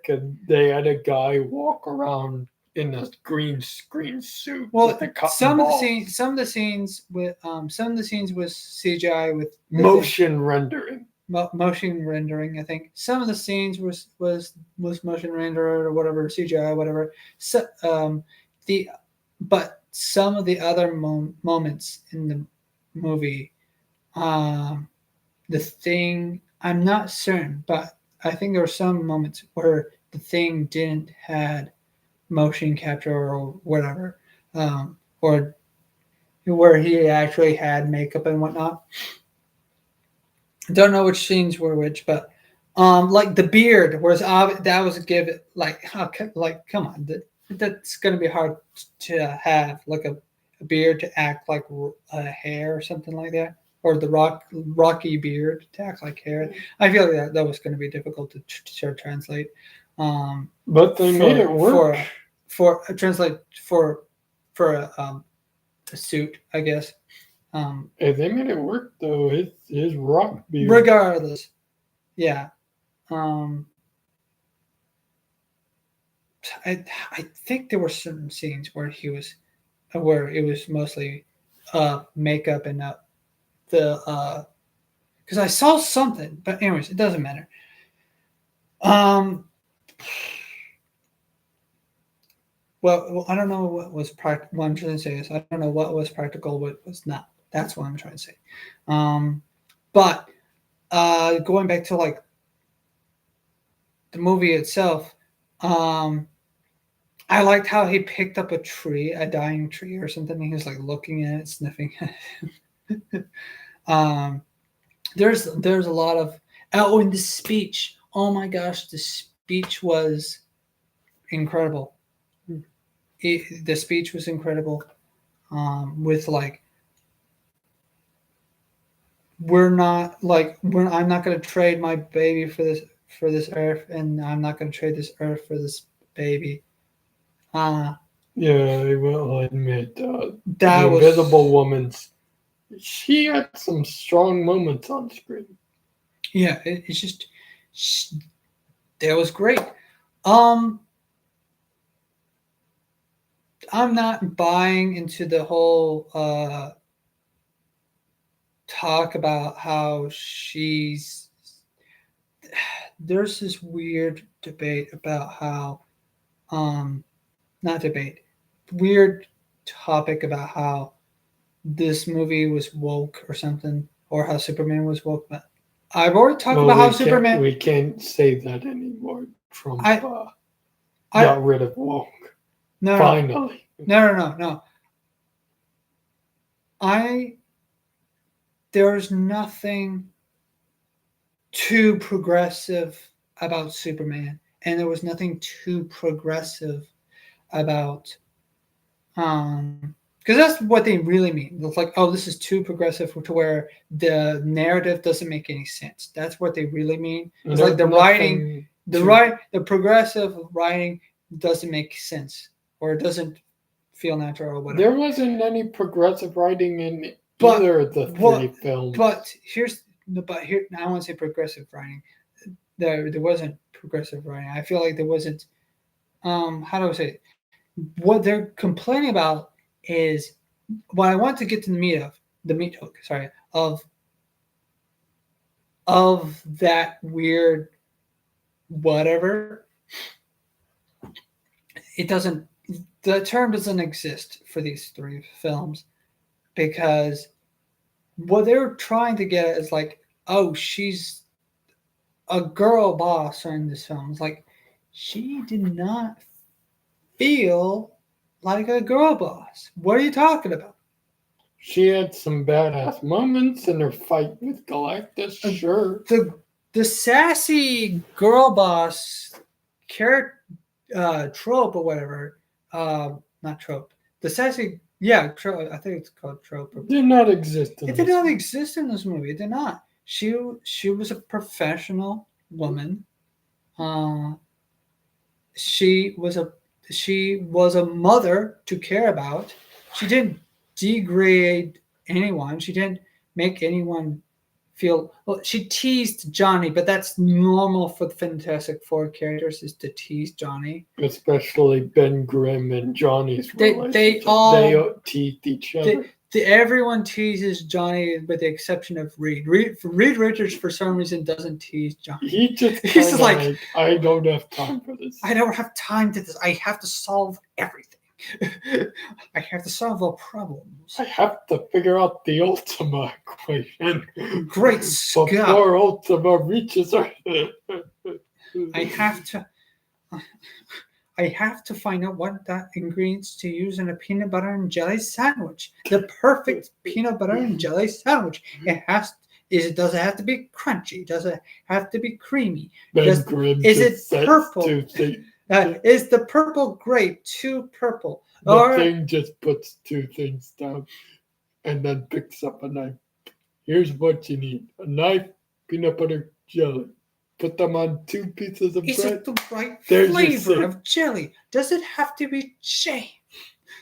It's a PB&J. It doesn't matter if it's jelly or jam. You just make it work.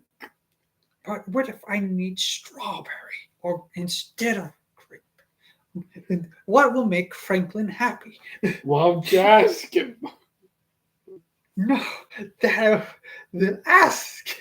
Are you out of your mind? Hey, Franklin, what do you want? Grape or strawberry? Grape, please.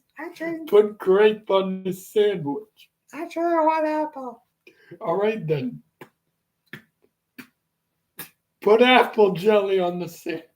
But it's considered the bland form of all jellies. Better than Concord grape, which is the basic. No, apple is basic. Meatball soup and invisible. She's just like makes a sandwich. The kid wants apple. I can't want strawberry. Well, now I want strawberry. Do you want strawberry jam or strawberry jam? And she's just making a bunch of she's just making a bunch of sandwiches. And like as they're just debating, and then John is like taste testing some of the sandwiches, like the visible one would like hand him a sandwich, like only Johnny's like recognizing her presence. But that's what's it. This too much jam. But that's what's it. Too much peanut butter. They're a dysfunctional family that is also here you go, Franklin. But that's what Uncle Johnny was.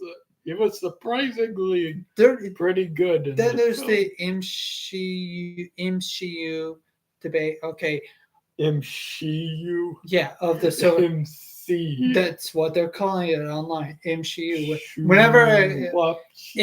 Whenever a female character takes up too much time or on screen, or they swap a male version, they swap a character, like if the Taskmaster, for example, if a character is predominantly known as male, and then they swap it out for a female. Or most people recognize the Taskmaster. I understand by his male counterpart. I understand it to a small degree, only to a small degree, but like the MCU and however iterations recently make the Taskmaster probably now and I understand to a smaller degree of like the Silver Surfer is mostly known as a male. A naked male guy on the page or on the screen and surfing around, right? But people remember he has a wife. Well, I think it's sometimes a wife, sometimes not a wife. Well, I mean, it's been confirmed in both the comics and in the original films that Norman Raw, or let's just call him Norman. Norvan Raw. It's nothing. Well, let me just go. But the Silver Surfer, the one from the Fox movies, and in the comics, he had a wife. Great actor. Yeah, he had a wife.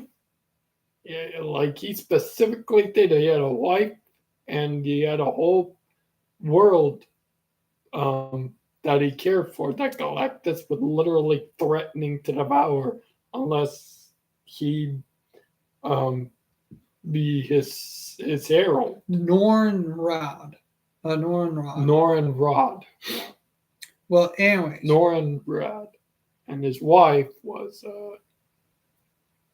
I don't remember her name. Charlotte Bow. All right. Anyways. Well, she wasn't always, by the looks of it here, she wasn't always the Silver Surfer. She had a interesting previous outfit. Well, in the film, it showed that before she donned the silver outfit and became the Silver Surfer, she was a scientist on a different world. Probably the same world that Norman Rod came from. No, probably not by the looks of it. But I'm not complaining about. I'm not going to complain about that because it's just separate characters. She is a separate timeline. Well, not just separate timeline, but like if we're just separate timelines or whatnot. But she's a separate character altogether. So she's not, and they're both known. They're both called the Silver Surfer. It's not a mantle, but it's just something. It's a title. It's just a title. There's a difference between. I feel like there's a difference between a title and a mantle. I mean, they're pretty similar, so there's not much distinguishability. But they're both known as the Silver Surfers when they're both together. Like Nightwing took up the mantle of Batman for a couple of years in the Death in the Family movie. Robin is a mantle. Yeah. Robin is a mantle as well. Spider-Man's kind of not a mental. It's just kind of, oh, I am Spider-Man. No, I'm Spider-Man. It's a title. Well, yeah, that's a title. Yeah, anyways. You can. There are multiple Spider-Man in New York. Way of saying that anyone can be a hero. I thought it was Stanley. But it doesn't matter. Stanley and Jack Kirby were both saying. So I don't see that as a, anyways. I don't see that as an MCU problem. I see that as a you problem. Well, that's a you problem. Although, to each of their own. If you want to see a practically naked man or a practically naked woman, I don't get me wrong. I'm open to it. If you want to see either or, I personally like Shella Ball more. What? Fan service. She's on the screen for quite some time. For a second there, you were digging into some dangerous territory there. You were about the Silver Surfer is like not beat the allegations. It's like two sides. First, depending on what type of comic book fan you are, the Silver Surfer is like two sides of a pancake. One side slightly more brown than the other. Some people like to put the toppings on the slightly more brown side, and some people like to put the light and fluffy side. Yeah, some people like to put the toppings on the light and fluffy side. So they're both the Silver Surfer, they're both the pancake, but it's to each of their own. If you want to, if you prefer the naked man, fine, that's fine. If you prefer the naked woman, that's fine as well. She's technically not naked. It's more of like it's just a bodysuit kind of sort of like a weird cosmic suit that just goes over her. As when you see in the movie, technically ingrained onto her by Galactus. Yeah, but she's sexy, and I can see why Johnny fell hard for her. And man decided to go on a mission to decipher and learn her language, to woo her and to convince her to woo her, not to woo. To woo. She was sad. Whoa is the. She was sad. So technically, it was both woo and woo. Yes, but they're two different. The movie was about appealing to humanity. He appealed to her humanity, and he found a way to do so. He found a way to get her to change her mind. And you know what ended up happening? She just really likes smacking him with her surfboard. At the end of the movie, he was going to sacrifice himself to save Earth. And she's like, smacked him out of the way. And was I'm more stronger I'll do and it. faster. Like, I'll do it. Let me do it. Like, have a nice long life. Let me. She means by those words. At first, for the longest time, she was a hypocrite by saying those words. If you think about it, but however, she decided to actually mean what she says and save the day and save I guess in a way save the universe. Galactus needs, I understand it too. Galactus is not a true villain. He's an antagonist, but he's a villain by nature. That's what I could say. He's looking for someone to take away his hunger. His either for someone, his unsatiable hunger. For someone or for something. To remove his unsatiable hunger. Probably so that it can go back to a normal size. Probably one day. But however, pollution will also take him back to his normal size, but they will kill him. But so there, in theory, what he needs to do is find a planet with enough sustainable life, but not have it to where like it, like any planet, like a planet can have like living bacteria, right? I guess like, but I guess that's not that wouldn't be substantiable. So he just needs to have like something. Ego, ego exists, right? But however, he's not in the MCU universe. Um, it's almost, however, in the cartoon, it was almost substantial for him to stop being hungry. Um, that was probably a dark way to kill off a character, but however, that character was also a living planet. So, anyways, so I guess when it came to like the regulation, people who like um, say this episode's okay, or I forgot the editorial for cartoons and whatnot. It's like you can't have this air on air or whatnot. This is bad. You can't have actual people dying or whatever.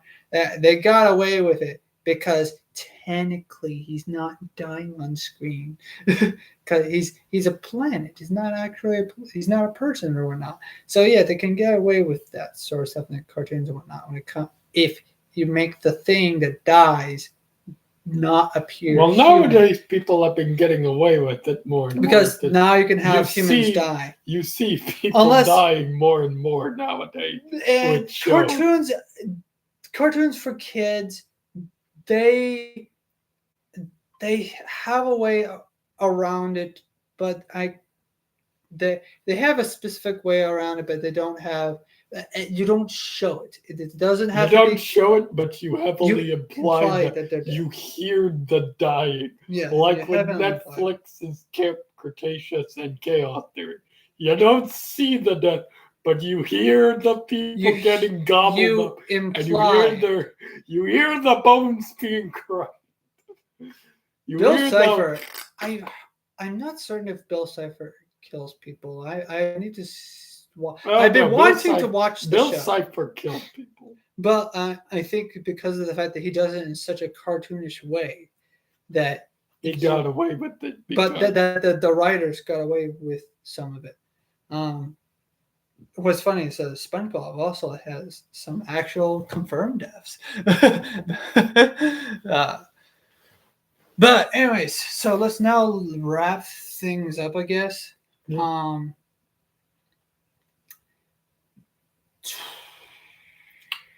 All I want to say is that first off, before we conclude things here, I was right. You suck. I feel like we should wrap up our thoughts on the movie first. What are your concluding thoughts on the movie? In conclusion, I think that Fantastic Four First Steps, was it a perfect movie? No, far from it. Was it a wholesome movie? Yes, it had its wholesome movement. Was it enjoyable? Yes, I walked out of that theater feeling quite satisfied with it. Is it something I want to consecutively go back and watch, like rewatch multiple times? No. I think you're wrong. Unfortunately, I'm saying me. I know, but I think you're wrong. I wouldn't mind like going back to like rewatch it like once or twice, but I'm not gonna like go back and like consecutively watch it over and over again. It's not like one of those films for me. Like I'm not gonna go back and watch it once or twice a week. Just probably like go back and watch it once or twice a month. If it was, still available. But well, how many stars? I'm just saying, in terms of enjoyability, I rate it a 3.5 out of 5. In terms of rewatchability, a 2 out of 5. No. Okay, sorry. Okay, so. But in terms of overall star rating, I'd give it a 4 3/4 of a star out of 5 stars. I think I know that. Okay, so I mean, my do you want me to do the 10-star rating? No. I can do the Yes. 10-star rating. No. Okay. Well, what is your 10-star rating? In terms of enjoyability, I would rate it a 6.5 out of 10. In terms of rewatchability, I would give it a 4 out of 10. I feel okay. Anyways, And in terms of overall satisfaction, I walked out with a solid 8. Solid 8 out of 10. now okay. So there's a joke rating online made by the actor of Mole Man. Sure. Now, a lot of people missed this joke, or probably don't understand it. They probably don't They even probably know do it's now. there. But no, because it was announced on one of the many uh, I know, but not everyone's discussion going to- film things. Not everyone's going to see that. But anyways, what's I think is funny, he rated a 3.5 out of star, 3.5 out of 3.5 out of 5 stars. For some reason, I keep fumbling on the word five. $5 foot log. Anyways, a 3.5 out of 5 stars. And the joke there is because he doesn't like Mr. Fantastic. The Mole Man. So the Mole Man could have given it a 4-star, but he doesn't like Mr. Fantastic, and I feel like that was in character. I like it when characters like that, actors do that, where their mentality is here, right? No, their mentality is here with the character, right? Lex Luthor, the actor of Lex Luthor says, "What are your hopes for Lex Luthor in the next film or in later films?"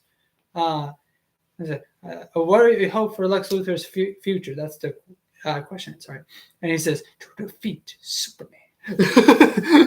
So I like how he's like into that. As a moment's also into that, like yeah. And so I still prefer Jurassic World Rebirth. I still think it was the number 1 movie out of the 3. And I was right, because according to fans and the overall box office enjoyability, it made the most money off a ticket. It made money because of dinosaurs. And that just got to show dinosaurs are in. Heroes are unfortunately going extinct. Well, who's extinct now? Anyways, the dinosaurs are slowly coming back. And the box office, and Primitive War is conclusion. proving this. My dinosaurs are coming back with a vengeance. Okay, my conclusion thoughts is that the box office numbers does not matter, because for me, I enjoyed it more than I did with Superman and Jurassic World. Well, I mean, box office matters in competition, in general audience competition numbers. Yeah, but in terms of overall, and I think in fandoms as well. Yes, it matters in fandoms as well, in communities, because it lets people know, wow, this movie sold more than these. It does not work in eras. Not in eras. Because I say that because of like, if you compare the box office numbers for this era versus this era, the prices are going to be much different. I'm just saying, like, in terms of enjoyability, everyone's gonna walk out of a theater feeling different. I liked this re-release more than I liked the previous re-release. If we're to completely ignore Fantasic altogether. Anyways, I enjoyed this re-release more. I enjoyed this Sue Storm more. She's stronger than the previous Sue Storm. The previous Sue Storm was nerfed because she had to have some sort of nosebleed, which is weird. Also, when I watch, but I say this, I'm not certain, but when I did a rewatch of the Fantastic Four of the movies. I think the Disney Plus version, they're having Disney Plus versions of their own films, by the way, which is weird. I don't know why they censor or they change things up in Disney Plus. Um, they, I think they censored or removed the nosebleed in the Fantastic Four films. I could be wrong, but I think they removed it. Maybe. So that's weird. I don't know if they removed it because she was bleeding, Someone's gonna have to check that out for us. or they removed it because they wanted to fit a narrative either for this film or fit a narrative for something else or something. I don't know.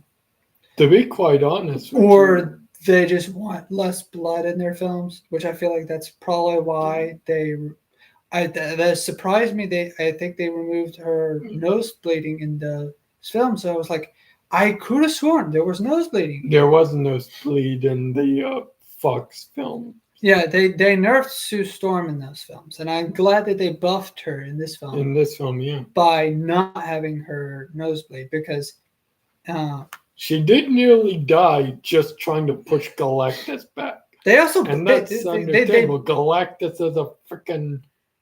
They basically buffed the characters. All of the cosmic. Characters. Yeah, they basically buffed the characters in these films because they did. Excuse me. Because I think what ended up happening in those films was that they were trying to give some sort of weakness to all the four characters. For example, Ben had a love troubles with Debbie, right? Okay, and he feels insecure. I think he still feels insecure about how his appearance in this film, but because that's a consistent thing in the comics. If you saw the film, he felt insecure about approaching this one woman who was surrounded. Yeah, that's right. But here's the thing: they also they also buffed him by make him Jewish, which, by the way, he was Jewish in the comics. Yes, I'm aware of that. So that's actually pretty interesting. Or I'm told by a fellow Discord member, Zero to Hero. Shout out to Zero. To Hero that he would. That I think he said that he was Jewish in the comics. I'm going to be completely honest with you.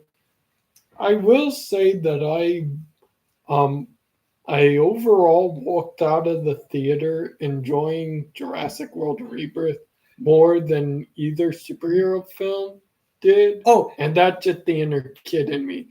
I feel like Jurassic World Rebirth appealed to my inner child more than the two films did. But in terms of which hero movie I walked out of the theaters enjoying more, it's a toss-up because there are certain things about one film that I like over the other. But in terms of overall enjoyability, I think I walked out of the theater overall enjoying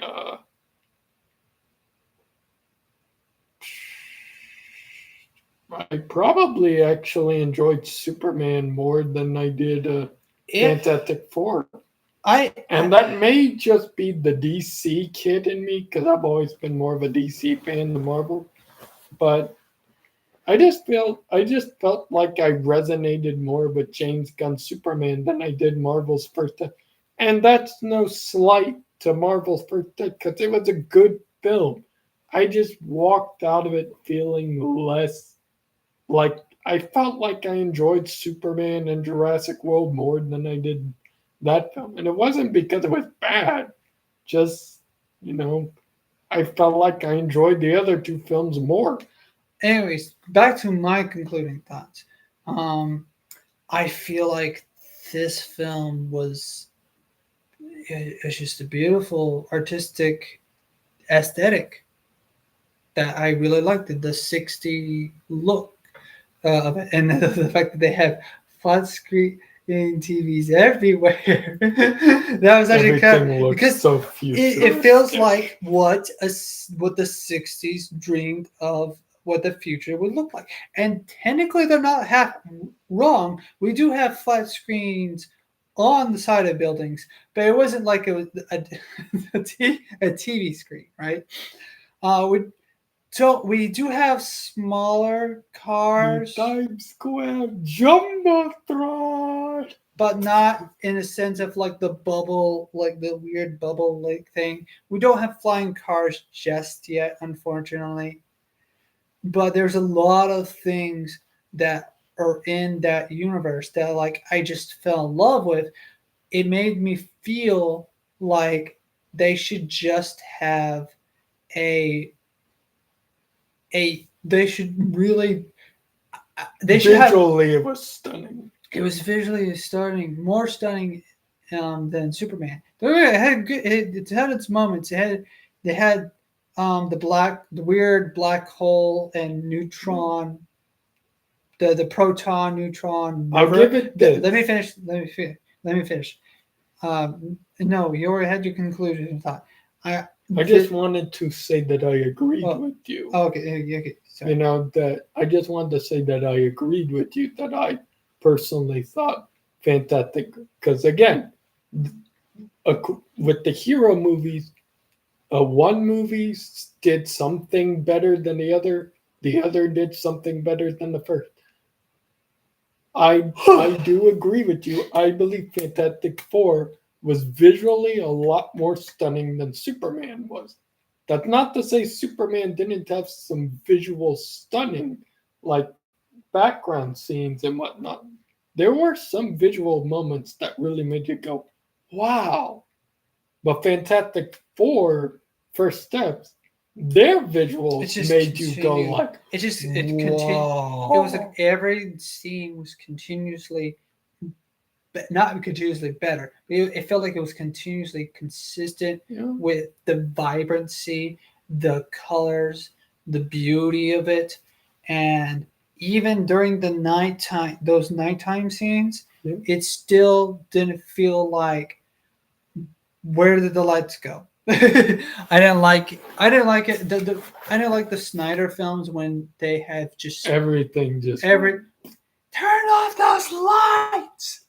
Now it really feels like that when you're watching a Snyder film. It also feels the same when it comes to watching some, not all, some of the MCU films. Right. Quantumanium had some color to it with its wackiness and whatnot. Thor Ragnarok had a lot of scenes where things just feel just too dark. The Dark World had a lot of darkened scenes. Yeah, there's a lot. MCU has a lot of problem with a lot of dark and gritty scenes, and this was just a fresh bite into the apple. Of air. A fresh bite into a new fresh apple. And just I wasn't biting into a dark, those like how apples have the different shades of red. This wasn't a dark red apple. This was a bright red apple. This was like biting into a Fuji apple compared to a Now, granted, it wasn't a Granny Smith apple. No. I feel like Granny Smith apple would be like. That's a green apple. Well, Granny Smith, I don't know what would define a Granny Smith, a green apple. I don't feel for a film, but anyways, this was a nice, vibrant. Granny Smith is also vibrant, so I guess it has to be with taste with that one, of like what you're looking for. But anyways, it was a nice, vibrant apple in comparison. Going back with Superman, beautiful colors. Well, going back with Superman, it was. I got a comparison with. I'll get back to the Granny Smith here in a second. It was the Man of Steel was a dark red apple. Burgundy, right? Burgundy. While this was a bright red apple, but for me, this was a Granny Smith apple with the Fantastic Four, right?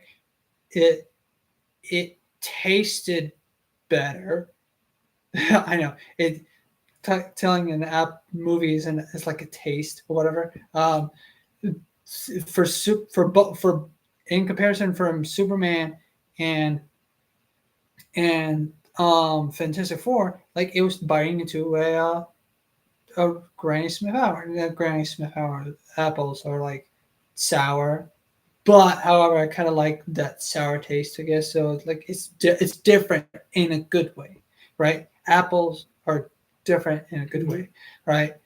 I feel like with Rebirth, right? It's a red apple, right? A bright red. Well, it's Actually, dark. I'd say It's like a red apple. Rebirth. Actually, I'd It's say not a. Rebirth is visually a lot more stunning than I'm talking about in compare.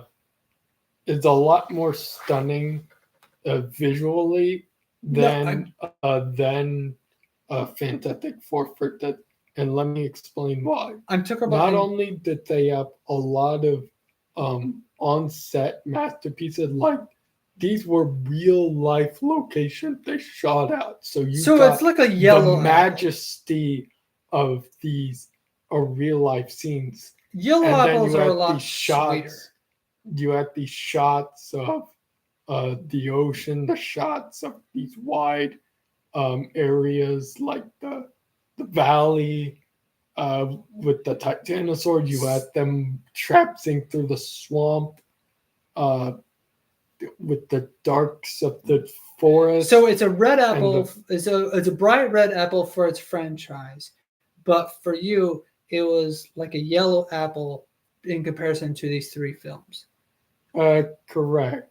Although I wouldn't say. But I'd say it was more of a reddish yellow for its franchise. Okay.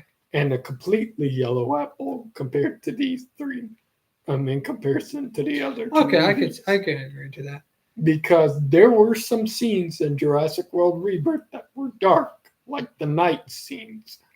And when they were traipsing through the swampy, through the creek. See, in a way, I say it is a yellowish red apple, but however, I prefer the green apple over in my comparison, in my tastes. In my taste, I prefer the green apple over the red. The green apple's a bit bitter, so. But like I prefer that taste. I know, I'm aware. It's just there's a specific taste that the Fantastic Four First Steps has, and over all of the MCU in comparison. And now, granted, I still hold on to Universal's Hulk because it actually feels like a comic book movie. The way they display it. Now, I feel like now the reason why Universal's Hulk movie, not the Incredible Hulk, the Hulk movie where some scenes like feel like a stick with like one guy actually becomes like a sticker or something like that. I feel like the reason why they did that was to have it feel like you're going from one panel to another, and I like that. They stopped doing that. I like that style. I feel like that none of these movies that came after it gave that style a chance, or they didn't play with that because it's supposed to be a comic book movie. What happened to the aesthetic? I will say this, and this is something I'm going to rant a bit about with First Steps. It's a bit unfortunate that most of the setting only took place in the city.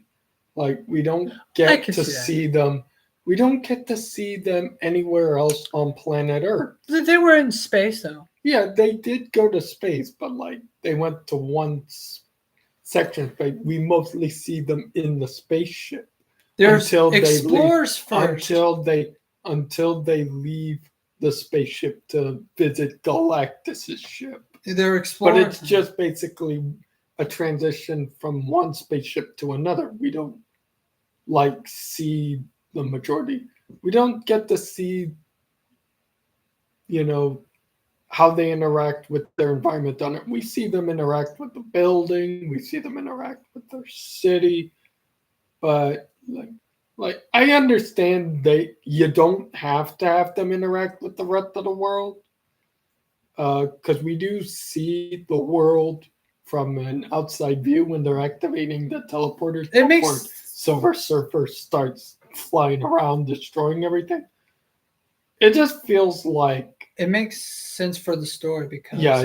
No, I agree that where the Baxter they building kept is it- and where Franklin they kept is. this. They kept the world small and contained for this film, and it worked because live in they live in this small area. And Jurassic World Rebirth, in comparison, had this island thing because it took place on an island. But the thing is, you didn't feel like it was all just one same area. He Like you had the valley, you had the cliffside, you had the inside where that temple area was, you had the village at night, anyways, well, going back the to beach side. going back to my conclusion. No, I just like to finish real quick. Uh-huh. You had all the different elements where the characters were, and that's what made Jurassic World Rebirth so visually sick. Because Gareth Edwards knew what he was doing when he directed this. Whereas Fantastic Four, I'm not gonna harp on it. I'm just saying it does look beautiful. It just felt a little too back and forth in certain ways because it felt like they're just going from point A back to the building, then back here, then back to the building. I think what you mean You're is just back in the city, back in the building, back in the city, back in the building. Yeah, they go to space, but where did it go immediately after coming back from space? They don't go to discuss things with the president that the president. I'm so glad that they did not involve with the government here because that's a boring ass trope. No, I know that, but I mean, like, they don't go to the mayor. They don't go to like the cities. Like, they don't go to the town hall. They don't show a town hall. They don't They go to the Avengers. Yeah. Well, I mean, like, they don't show like anything else. They don't even show them meeting with like a secretary or something. I don't think they just go back to the Baxter building. Then they have, and then when all the people are like gathering to protest and like take the kid and like give the kid up to Baxter, they're outside the Baxter building and they come out of the Baxter building, but they're just in front of the Baxter building. Baxter. I said Baxter. Sorry, this sounded like I said Baxter. No, Baxter. They're just right outside the Baxter building. There's no town hall area. There's no, I mean, yeah, they do a thing in the middle of the city when they're trying to bait Galactus, but like, it's still just the same city where we've already seen them go back and forth from between their building, their city, their building, their city. Do they go anywhere else in the city? Like, I don't see your complaints. No, I'm not I'm not being like untoward or anything because it was still visually stunning. It's just I felt like maybe we could have had some more defined locations like in the city to make it recognizable. Like when Ben went to that bar or when he was outside that school with the children, those two were defined locations in the city. You're going to be surprised when I tell you this, where most of their superhero takes place and when it comes to comics and cartoons. No, I'm not going to be surprised. It happens in the city. I know that. I'm just saying, like, even take Avengers Earth's Mightiest Heroes. Earth's Mightiest Heroes, for example. That show took place. Even in the episodes, they transitioned from multiple areas. It wasn't just, one city. Like, you had areas like Wakanda, you had Tony Stark in Manhattan, or he'd fly around to he'd fly from his office to the mayor's building or something like that. Like, I'm just saying, like, there wasn't anything really noticeable about the city. Like, oh, yes, it's a wonderful city. Like, the city's beautiful, but that's it. They're in a beautiful city. But Well, with my problem with Jurassic World Rebirth, if you're going to mention that, is like they were only in the jungle. There's another jungle. They go to a different part of the jungle. Yes, but they were in a jungle where walking through a creek. Do you can define that? They walk through a jungle through a creek to get from point A to point B, and along the way, Martin Krebs' character comes across a helicopter that's stuck in the tree. Superman had 3 locations. They go into a valley, and it's a valley with long grass where the titanosaurs are, but that valley is surrounded on 2 sides by cliff face. There's a cliff face on both sides. For a second there, I thought you were talking about a fictional character. No, on both sides there's a cliff face. So the valley's like ice cut off on this side before leading out into a gully area where there's rivers and wetlands. And then they go from that valley up to the cliff face where the Quetzals are nest. They aren't just going from forest to valley, back to the forest to the valley. They go from They go from the beach from the ocean to the beach. Yeah, from the ocean to the beach, to the forest, to the valley, to the cliff, to the village, and then from the village they exit the island because they're able to secure a rat. But they're distinguishable locations other than just building, city, building, city. But there's not like, okay, I'm going to go on a grocery run. Leaves the back to building. We see him in the grocery store going back to, no, we just see him leave the room and then time skip. Like, we don't see much of any other locations within the city to make it feel like it's a city. Like, we could have seen them. Oh, so you're saying it feels empty? Kind of. I wouldn't say it was empty because it was a full, like, we see scenes where it's full, but like, well, there were scenes, like, even when there was the underground. So. Yes, there's the underground. We do get that, but like most of the time, it was just, there wasn't anything distinguishable. There was just back and forth between the back to building to a certain road on the city block to Johnny roasting the Silver Surfer on this one intersection area. Well, I wouldn't say roasting. I think it's more lecturing her. Lecturing, roasting it. I'm just saying. I'm just saying. Like, I guess I kind of expected to feel like there was more to the city than what we got.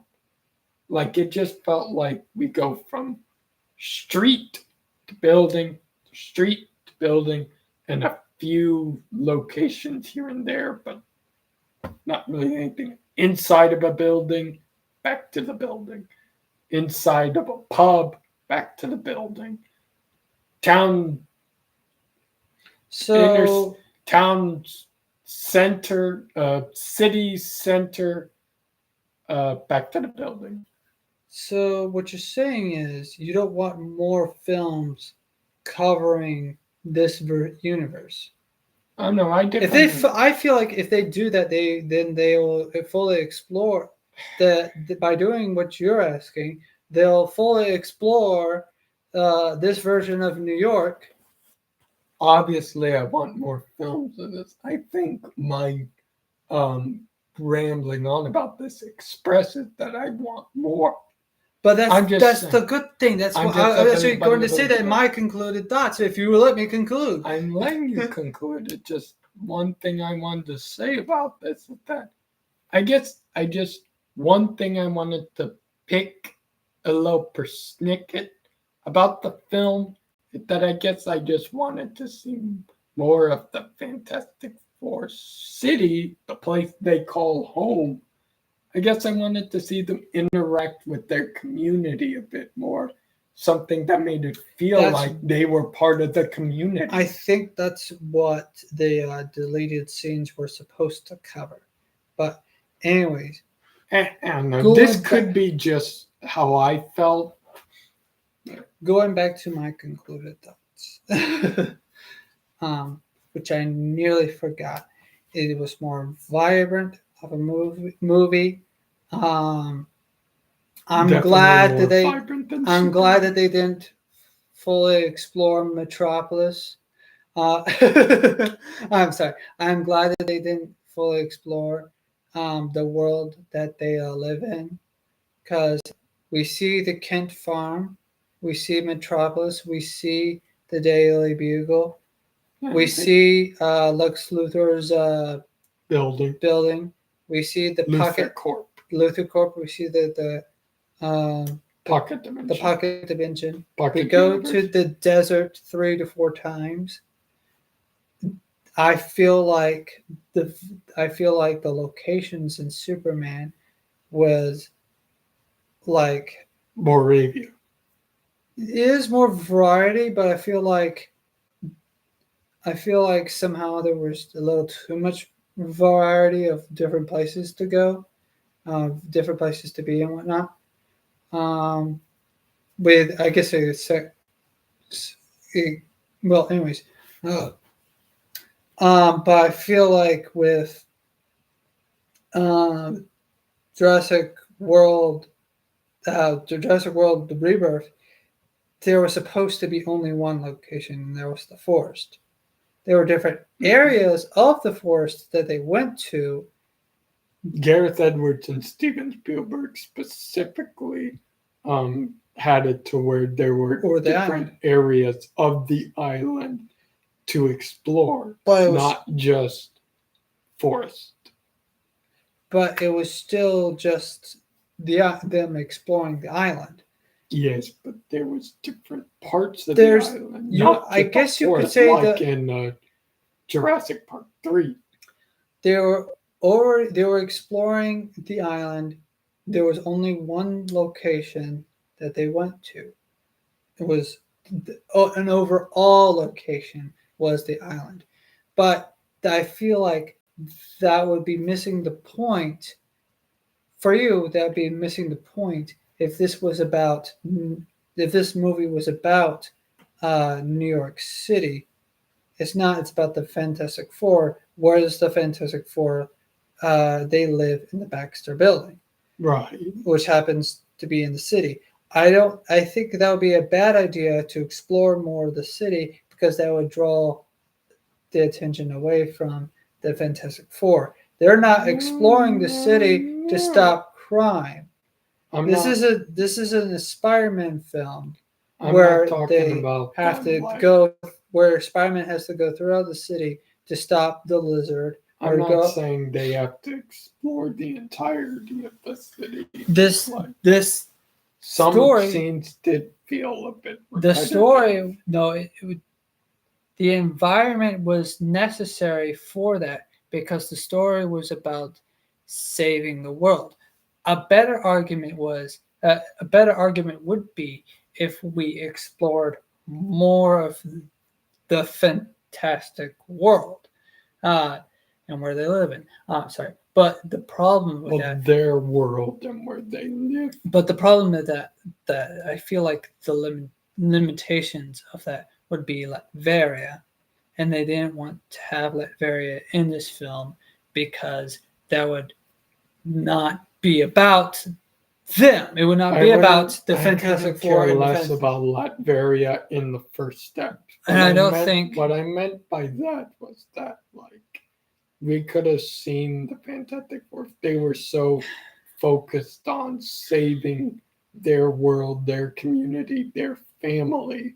And if you would let me finish, I would explain that their family, their community is the city. Okay, I don't but it think, feels like you're attacking my point of view, and I feel like I have to justify what I mean. but I'm trying to also finish my concluded statement. You keep adding to your concluded statement. Therefore, I have to add my Just add it don't to my attack conclude. my conclusion. I'm not trying to attack your concluded statement. I'm trying. You're failing. I'm not attacking. I'm going about my concluded statement Okay, go. and adding to my. You add more thoughts to my concluded statement because you conclude more statements in your concluded statement. Stop. Just go over your conclusion That's and what- stop pointing out mine. I'm not trying to point out Mine's yours. done. I'm not Stop trying to point out yours because I'm trying to. Just go over Because of the yours fact that you and add not more focus. stuff, Well, don't focus on mine then. Just go over yours. anyways, but I'm also because it adds to it adds to mine. Now, anyways, Okay. yes, it does. It kind of adds to You it. don't need to talk about what my personal feelings anyways, were on it and why you feel it was wrong. I'm not saying it feels like it was wrong. Just go over what you think. I feel like that there's a artistic reasoning for why they did it this way. They didn't have to explore the entire New York to show you that this is their community, that this is it. I'm aware of that. That they just needed to show you that what their universe looked like. I'm just saying Without they could have having- shown a bit more of New York than just street buildings. And I feel like that we should have gotten those deleted scenes because I feel like that's, if I remember correctly, that's what those deleted scenes expanded upon was their separate adventures that we didn't get that we weren't initially going to get a montage from what I've heard from the deleted scenes. Well, overall, what do you rate the film? But going back to what I'm trying to conclude here is you didn't get your star rating because I haven't gotten to that. Well, I'm trying to get to that. We'll go ahead and go to it. But my conclusion is that because of all of these it's getting late over here in the Random Fandom. Because of these great things, because of the storytelling, the impact, the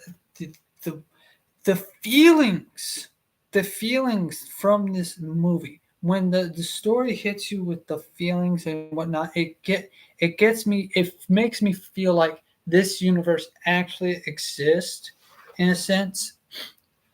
You can say that with the same for me watching Jurassic World. Because there were some because of that really made you feel engagement. Because of how it feels like not only that this universe exists, that it makes me want to see more in a good way. Exactly. In hopes that maybe that if the Fantastic Four gets a sequel, that after Doomsday and after Secret Wars, we'll get a Fantastic Four sequel. Or heck, maybe Doctor Doom's not the villain in Secret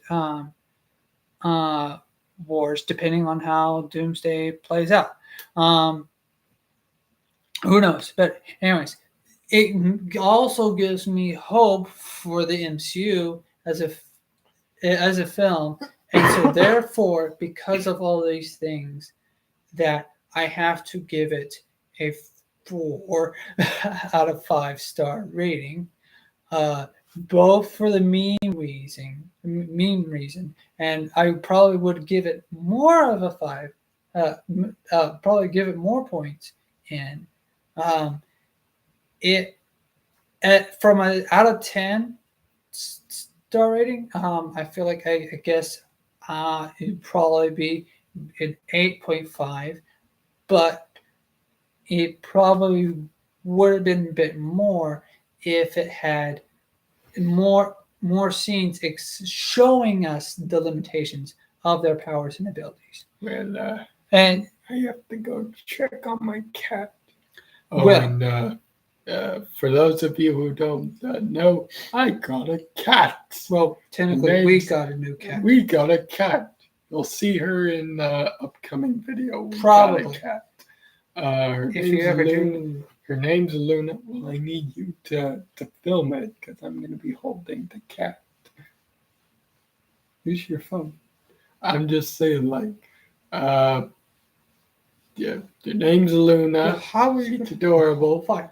And yeah, hopefully you'll get to see her. And I have to go because it's been 2.5 hours and I need to go check we on her. really 'cause like this film.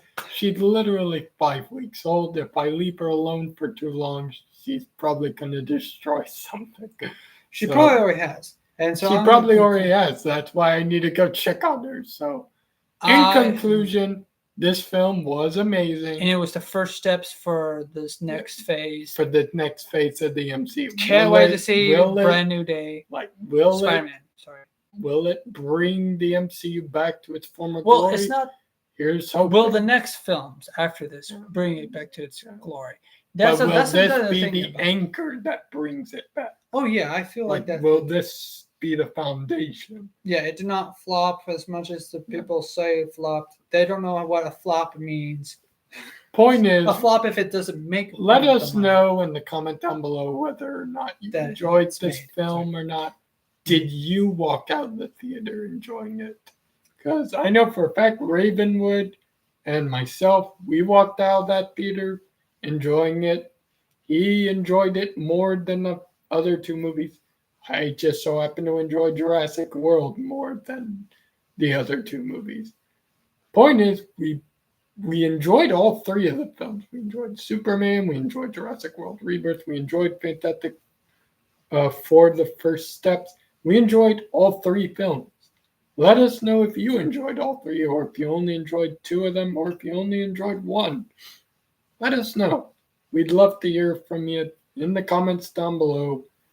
And until next time, everyone, this has been Ravenwood. I've been Indominic, the Indominic Rex. He has soup to eat.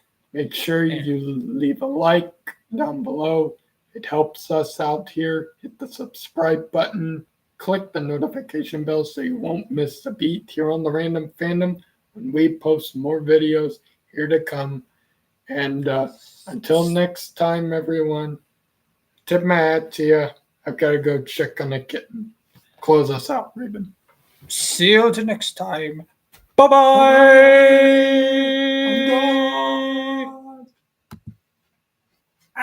Oh, wait, hold on. Bye-bye.